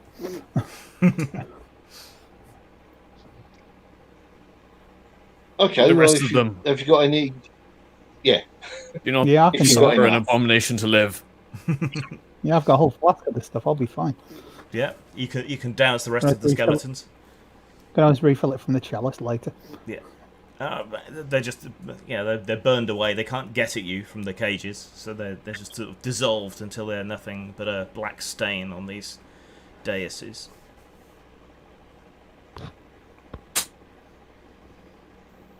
Now what? This sort of thing seems to be your forte. Was there anything in the cages with the dabbers? Other than the skeletons. There's a blue scarab necklace on a golden chain, now sort of nestled in amongst the ooze that once was a skeleton. I'll scoop it out with one of my blades.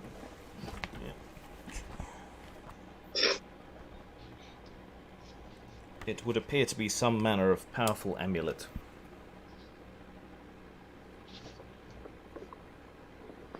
So we recognise the scarab because of our time in the Kokuran temples. Yes. Yes. Right. Do you want to explore the other 2 chambers off this one, or go back to the corridor?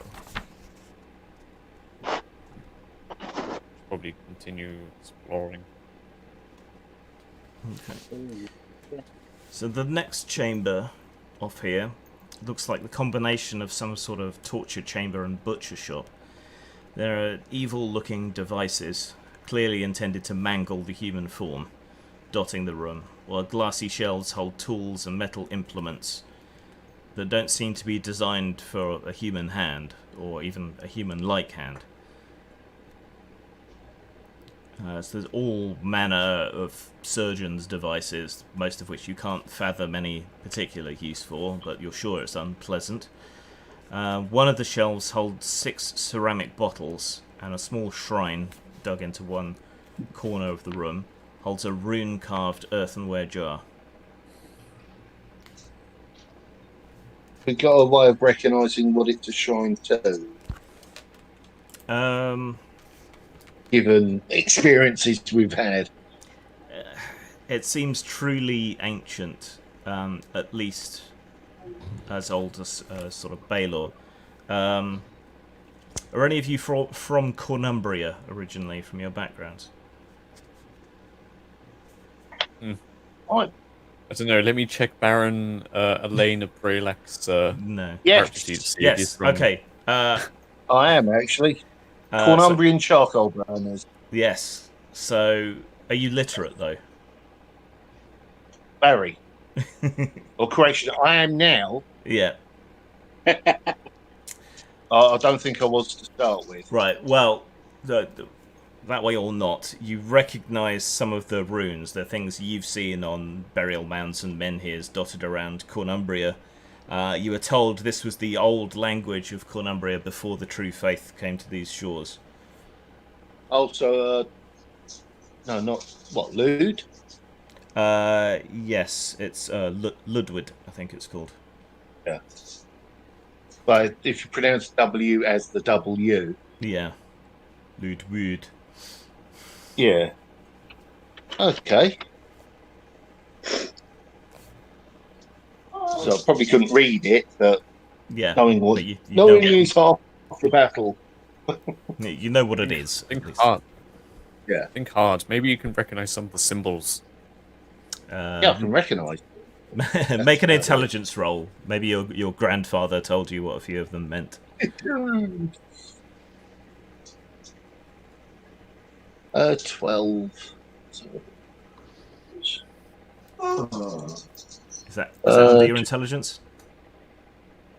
Yes. Right. One of these symbols you think means a job, a task, or a quest, and another one is the symbol for death, for falling in battle. Huh. That will. Sound good. Oh no, it's not good. Given the structure of the language, what are those symbols at the beginning or the end? Is it like those two symbols that are at the end of the statement? Right.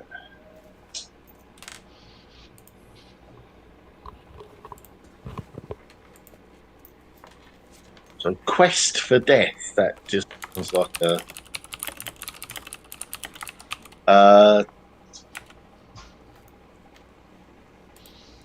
Is there a gap between those?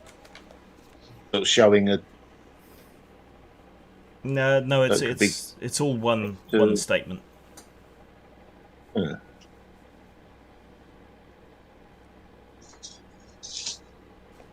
But undead here, so probably question avoid death or understand it, or either way, it's pretty gribbly shit.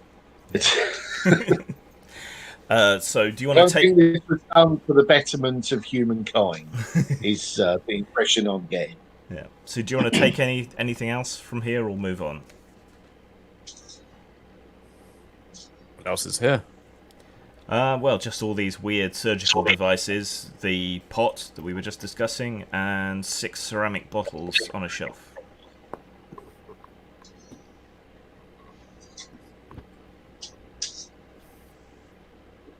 Anything that may have been useful once has probably turned by now, but Yeah. Sorry about it. These tools and devices, I mean, they're made of this same glass and seem wickedly sharp, but you couldn't hold them properly to use them, so... How many fingers would you need to hold these? None of it makes any sense to you. Some of them... tentacles, or maybe they could be lifted using the mind or something. It's hard to figure out. You don't want to think about it too much. This is Cthulhu as fuck.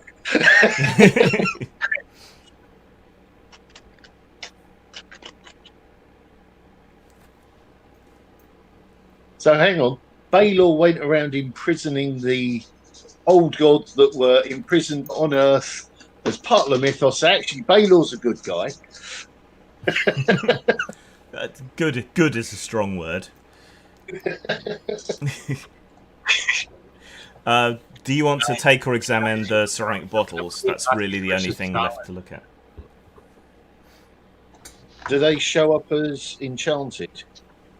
Or is that a way to... according to Brother Abbas, when he looks at them, they do have a slight magical glow. Okay, so they haven't dried out or turned, whatever they are. But this room cup... Oh, no. Of course. The only one that reads runes isn't with me. Does anyone else read runes? No. Or would it be? It wouldn't be Nickar Runic anyway, would it? No. Too old. Maybe we should just take a note of these runes and take the flasks with us. Maybe someone else will be able to translate it properly. Okay. Like a rubbing. Yep. Well, that's okay. Best way of translating it.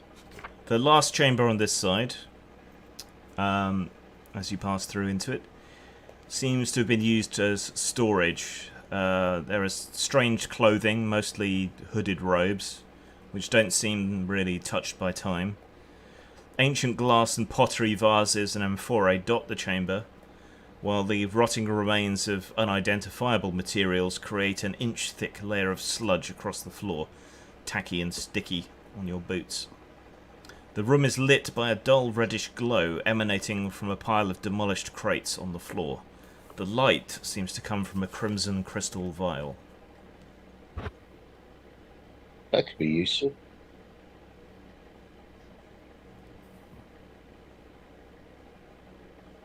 Unless it goes boom if you move it.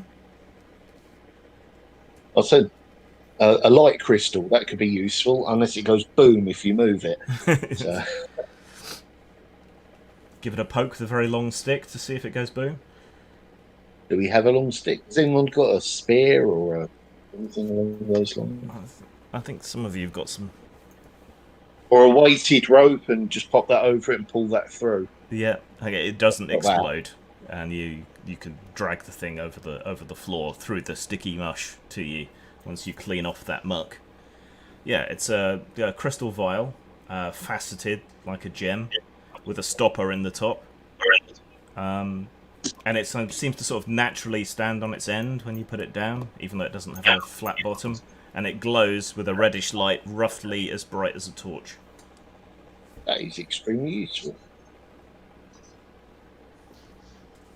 Is it the sort of thing that would be seen from a distance away, or is it more like the moon? It can be seen from further away, but it is very red, so it doesn't ruin your night vision, and it's a bit less visible at a distance. That seems to be everything in this side. So there's the other sealed door opposite this one, or the one at the very far end of the chamber. If no one's got any objections, I'll keep the light crystal. Yep. Okay. It's probably a potion, but it's much more use as a light crystal.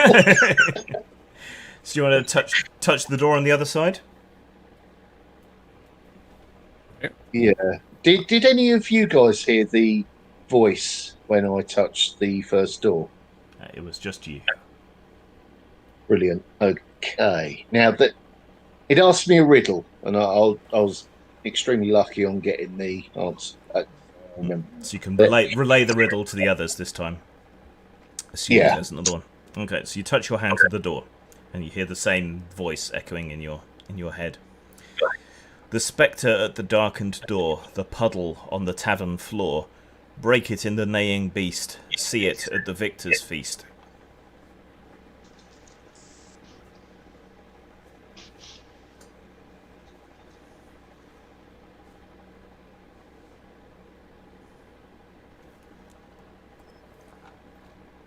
We get a transcription of that. Yeah, let me just put it in the chat.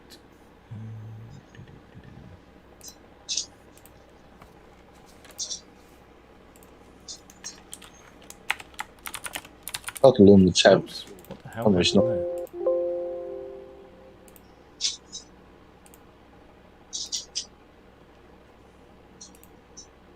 Okay, that was very strange. Right.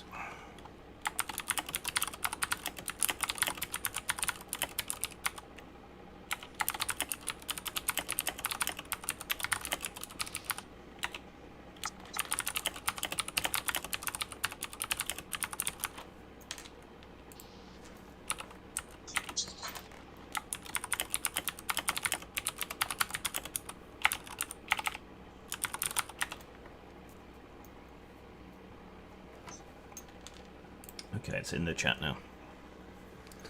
I'll read it off once more, though. The spectre at the darkened door, the puddle on the tavern floor, break it in the neighing beast, see it at the victor's feast.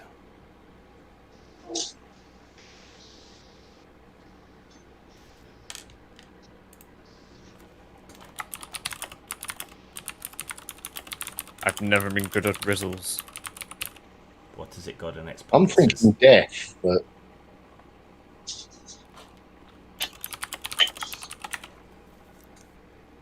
The door does not open at the thought of death.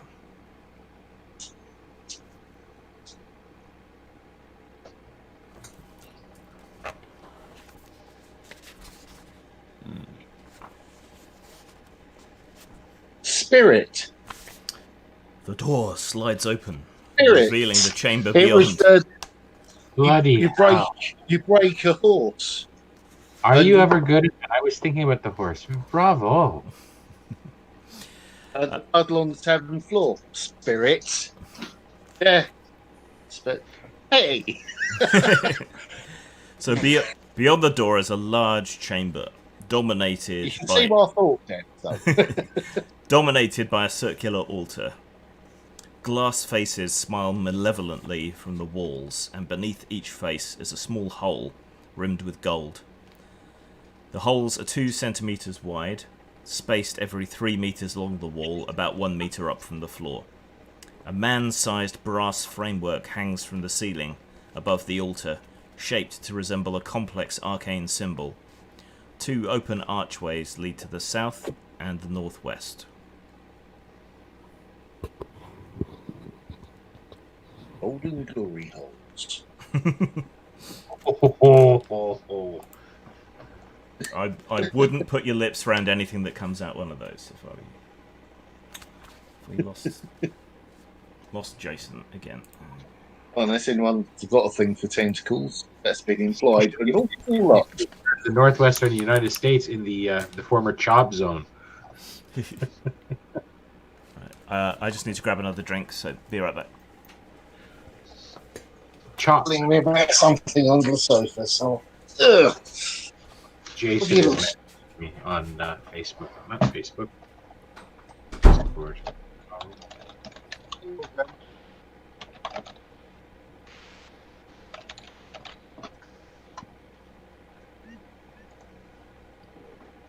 Bugger. You've got quite the mind for riddles. Lucky yes. I don't know why my phone keeps on booting me out. I don't know why. I was No, I'm just actually getting- on the verge. I was actually on the verge of getting it as well with break it in the neighing beast. I was like, what would you? Because you break a horse as in to like crush its willpower. And Yes, break it just in. as I was like thinking, just as I was on that train of thought, you said spirit, and I was like, oh yeah, that makes sense. Well, it was followed up with the puddle on the tavern floor. That was the venture. And Victor's face. That's where you see the spirit of victory. It's all phrasing, really.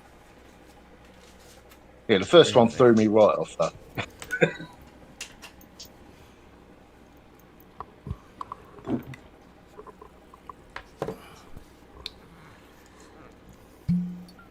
Right, so is anyone going to poke anything eldritch that they shouldn't?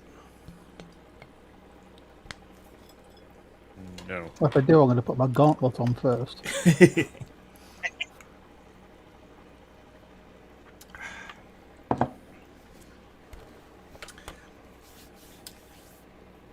So, yeah, just to go over it again. So this big circular altar with sort of brass cage in the shape of a three-dimensional arcane symbol, and a lot of glass faces on the walls with little golden holes underneath them.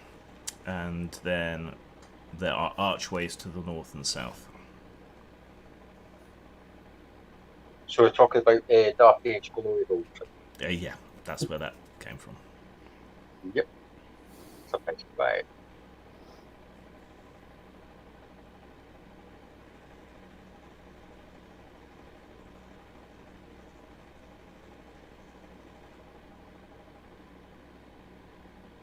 Bit quiet. Where's everyone? I'm listening. You always are listening, though, and that's why I like you. You too.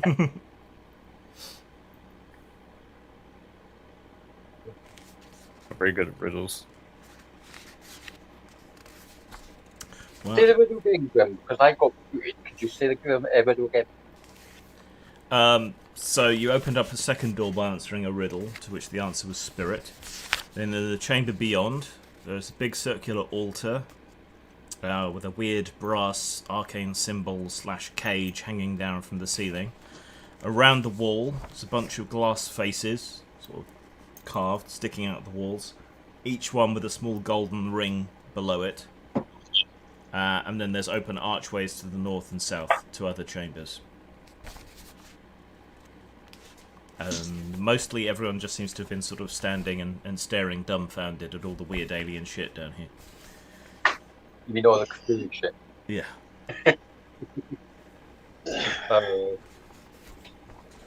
Does it look Wondering like what my mythos is going to be after this.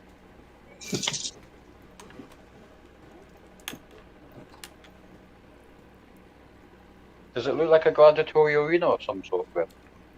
No. Though, well, kind of, otherwise you wouldn't have had that thought, but you don't think it is.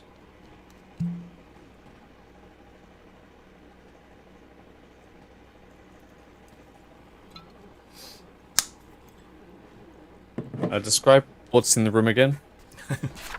Okay. So it's a big oval chamber, rough-hewn. There's an archway to the south and an archway to the north. In the centre of the room, dominating it, is an altar, a gigantic altar. And hanging from the ceiling down above this altar is a big brass cage in the shape of some manner of arcane symbol. All around the wall of the chamber are glass faces, sort of in relief, standing out from the walls. Beneath each face is a little golden ring around a hole in the wall. And then there's the archways. Are the faces different? Do they signify something? They are all slightly different expressions. Some are male, some are female. They all seem to be human.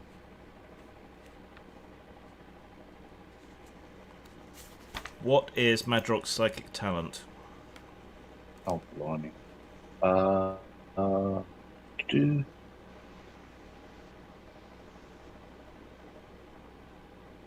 Eight. Okay. It's the wonder he can get out of bed in the morning. What's your highest stat?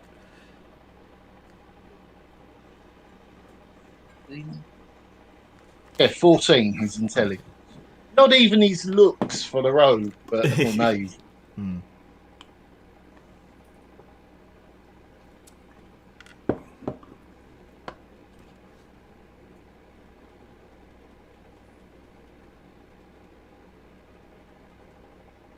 Well, if you don't, I'll just look at the faces on the walls What- closer. See, maybe what's your something's inside. psychic talent?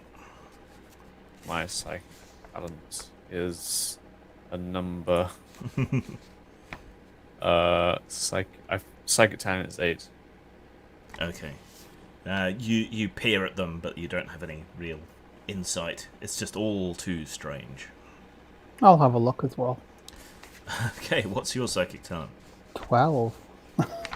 You feel a slight compulsion to kneel down in front of one of these heads.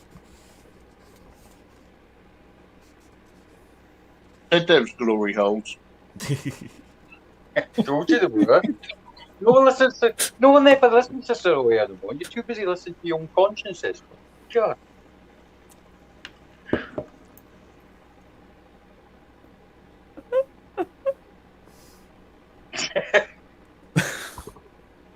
That really got me. Did too.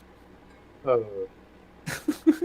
Well, you lean in to have a closer look at it. I'd like to go for a close look at the crystal. you mean the arcane cage thing? Yeah, sorry, the Yeah. arcane cage thing. It makes no sense to you. Just makes you feel slightly uneasy. What mystic insight you managed to gather? You think it's like a temporary containment, like the way a magic circle would be used to contain a demon or spirit while someone conversed with it. Eyes wide shut, anyone. Hang on, the other chamber was about physical, not torture, but manipulation. Hmm. Maybe this one, given the riddle, To do with the mind. is more. Oh, well, I'm thinking like the Skeksis chamber, drawing out the essence. That's the stuff, yeah. Or I don't know, summon something into that, whatever that is, and Into the cage to convert Oh, wait. to it like a demon. possibly. Or or one of the gods. If they were imprisoned here by Baylor, maybe leech the energy out of them for himself.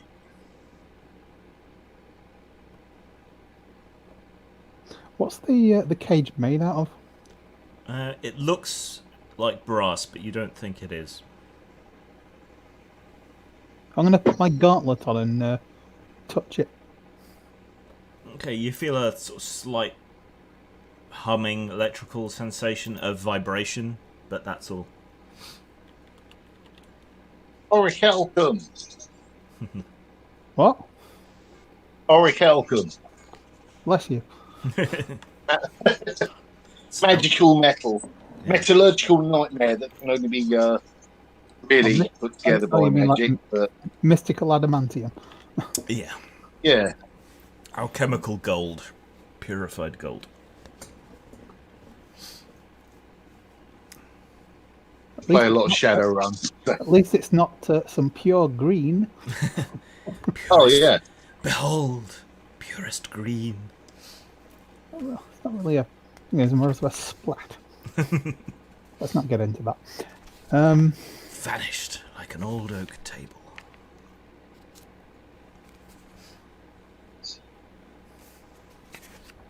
Okay, well, this is some pretty creepy. But you Okay, is there any chance there's some poor soul still in that cage? Because those skeletons were. No, there's Still- there's nobody in it.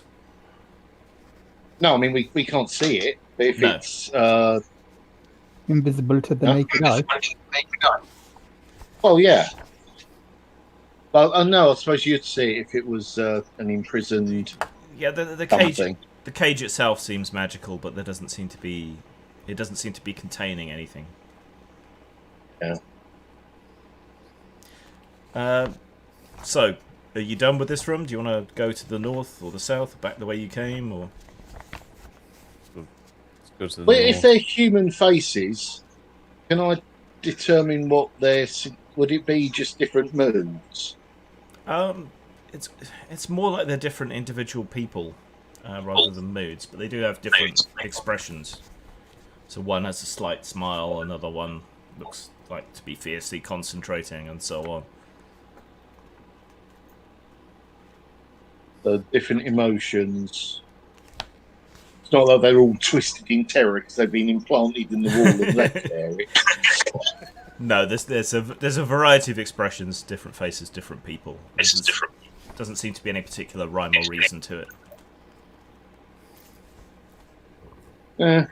I really want to do something stupid, but I know that it would be something stupid, so I won't. Okay. So, assuming you're done with this chamber, do you want to check the chamber to the south, or to the north, or to return to the main corridor?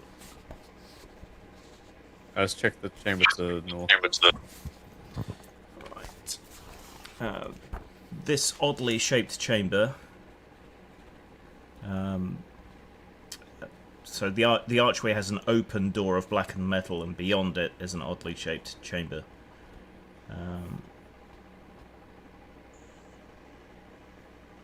There are many skeletons and the torn remnants of clothing in here. Many of them misshapen, twisted, and warped.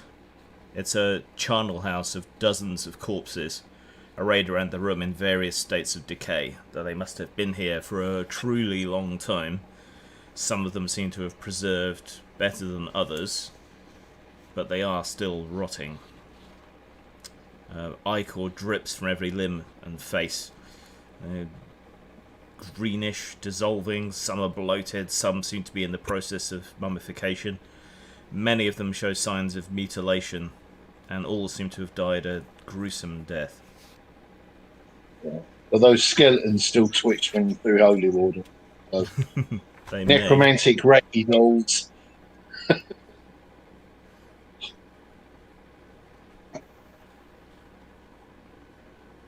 No one gets the reiki.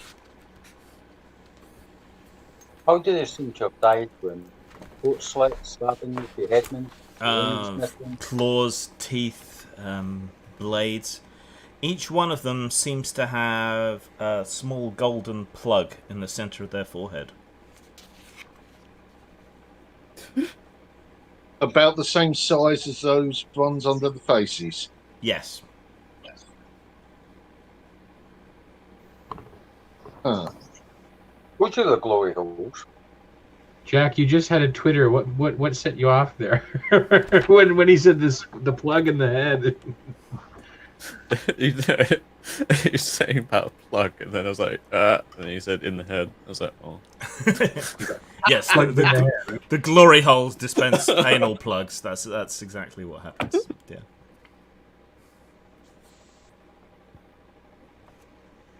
Let's take them to the mouth holes. You want to drag one of these rotting corpses back up to the holes?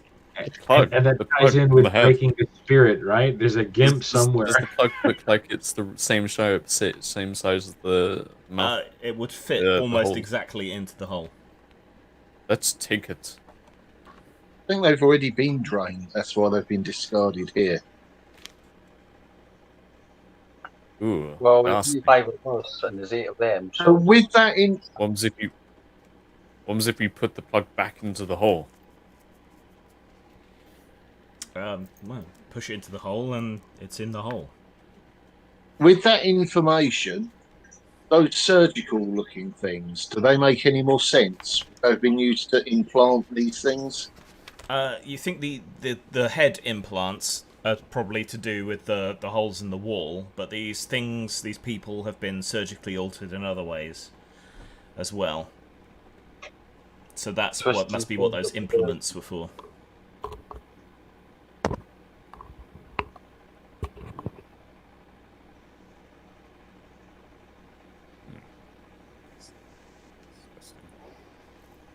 Let's investigate the other room. Okay. The chamber to the south.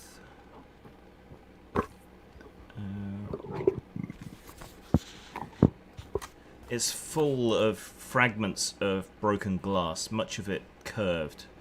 There are 3 glass spheres in here, enormous in size, and inside each one is a body curled up in a sort of fetal position, floating within it.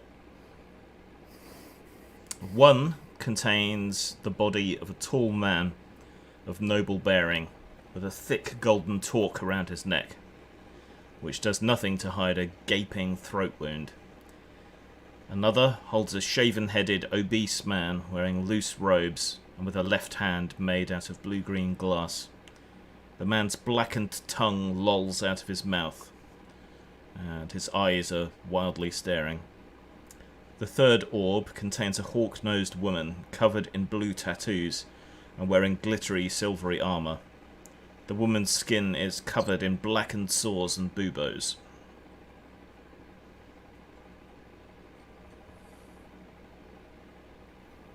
We've got a chieftain or a champion of some sort. That's usually what the talks then. Blackened tongue is what? Strangulation? Poison? The woman... Blue tattoos like the Picts. Yeah. Or the ancient Celts and the Woad Warriors. Yes. Yeah. And the armour would be... What sort of era would the armour be? I know armour technology doesn't massively... It seems to be... It's probably magical armour of some kind. It may have been a gift from the gods or champions, or... It doesn't seem in-fitting with the ancient dress and tattoos. And there's already curved bits of glass, so some things already burst out of them before? Yeah. Are there places where other globes would be? Yes. And there are bones scattered and pieces of broken glass.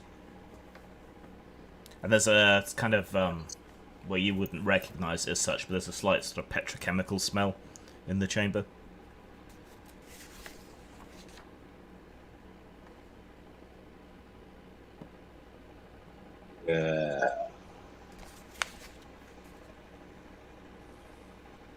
I think this is one to come back to. Because on the off chance that one of these things counts as God that we're supposed to release, I'd rather make sure we get the right thing. Well, there is only one other place to go then. Go there. So as you approach the end of the corridor, first of all, can you all make perception rolls, please?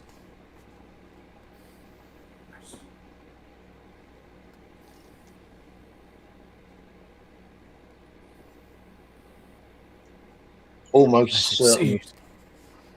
Failed. You notice that Kerridan isn't with you anymore.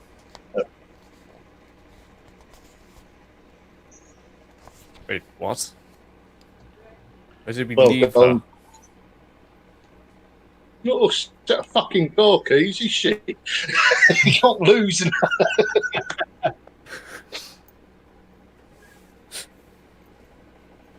What? Sorry. Film Snatch. Brilliant. Well worth a watch.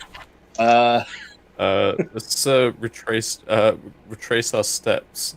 Okay, you can find no sign of her in any of the previous chambers. Oh, crap. Run back towards the glowing door that lets into this place. Okay. Oh, weird. Yeah, you can go back to the, you can go back to So there. yell out where I'm going. Okay. But my... Okay, so Is it still there? yeah, the doorway is still there. Okay, that's a way off my mind. Can I see through it at all? Not without passing through it, no. I don't know if I'll be able to come back in, do I? When I stepped into it before, was it like I touch it and I'm transported somewhere? Yeah. Or was it I'm stepping through a light? Oh, it was more like it was like diving into water. You sort of pass through and reach the other side. So it's like stepping through water, like a Stargate. Yeah.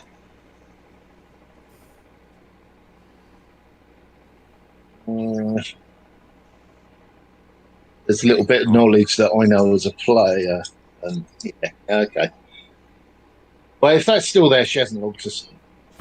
So go back and triple check the other chambers. Yep, there's no sign of her in any of them. There's just this one last door waiting for you. Yeah, let's go through. Okay. And everyone keeps together, because if something zapped her off... Yep. So, all holding hands, you skip through the last door. The Tin Man... Danger! the Tin Man, the Scarecrow, the Lion...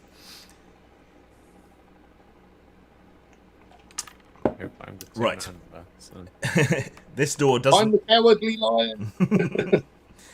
This door doesn't seem to require a riddle. It just opens before you. Hey, fuck for that. Hang on. Unless she already opened it. Well, Ooh. this seems to be a throne room. It's vast, over 120 meters wide and almost completely empty. The only feature in the room is a giant frosted glass sphere over 5 meters across, which is sort of hovering over a gigantic throne.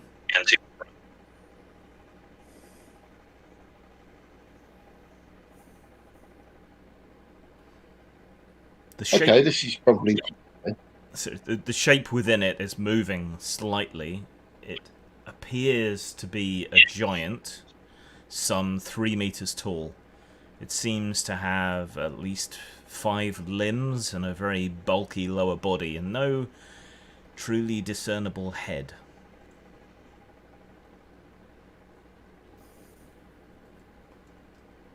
Horrifying. Well, what do we do with it? Well, we're supposed to release it and kill her, aren't we? Well, how do we release it? Probably by doing what you do best. Hit it until it falls down. But if this globe is similar to the ones we saw in the other room, would it be an idea to maybe experiment with those to see if we can get them to open safely? Not safely for us. Because I think releasing or killing whoever's in those globes will be doing them a favour. One was already, well, I think 2 were already dead. One had that nasty disease.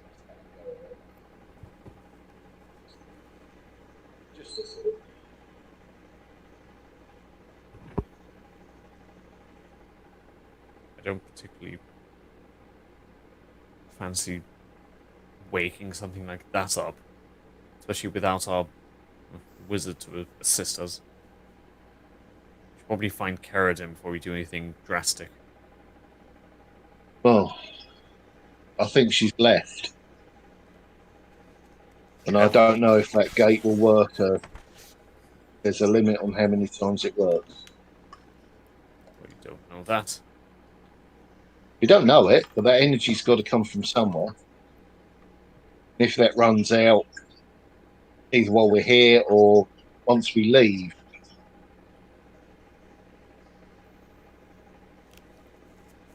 it might just be a case of picking up the keys if they fall in and go through again.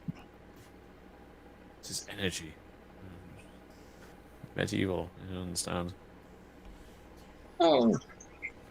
Well, I've been associating with scholars in some of the finer bars. Some of the nobler cities. 5 fleshy flagella sort of press up against the front of the glass. And you get the Okay, screw that. We don't want to let that thing out. And you have the feeling you're being looked at.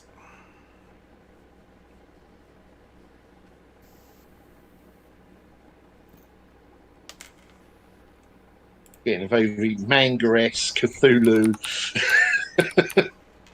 None of it's good. Japanese animes. So apart from the throne and the globe, hovering above it, Yeah. would there be a hiding place for a sorcerer? No, it would seem not.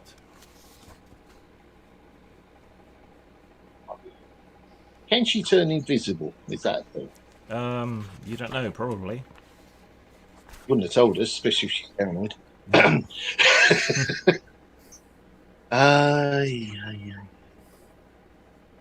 Where is Zora? He's dropped off again. I did re-invite him, but let's see.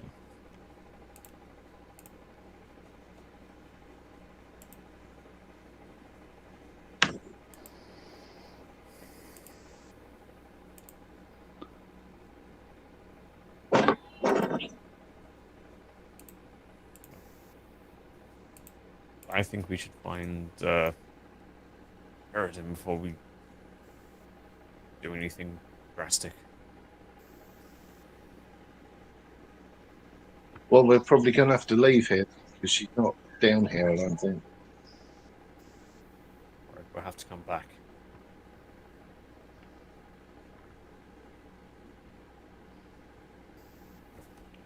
Grim, did you know your stream has been mentioned on the Cobwebbed Forest site?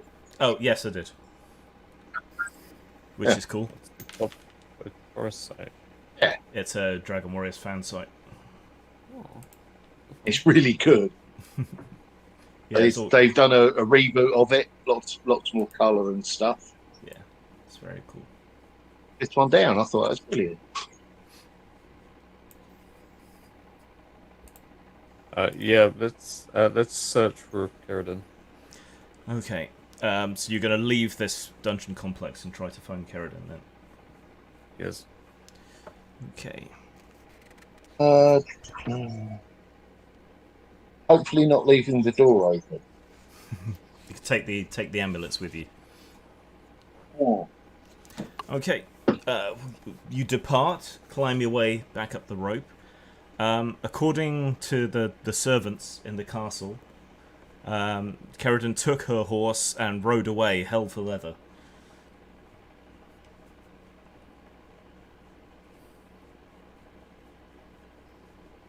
Why would she abandon us?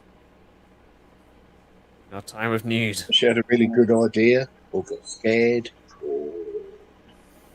I've never known Keratin to be scared, paranoid. Really? She's always faced danger with a zeal and wanderlust. That's true. It's only me that's scared.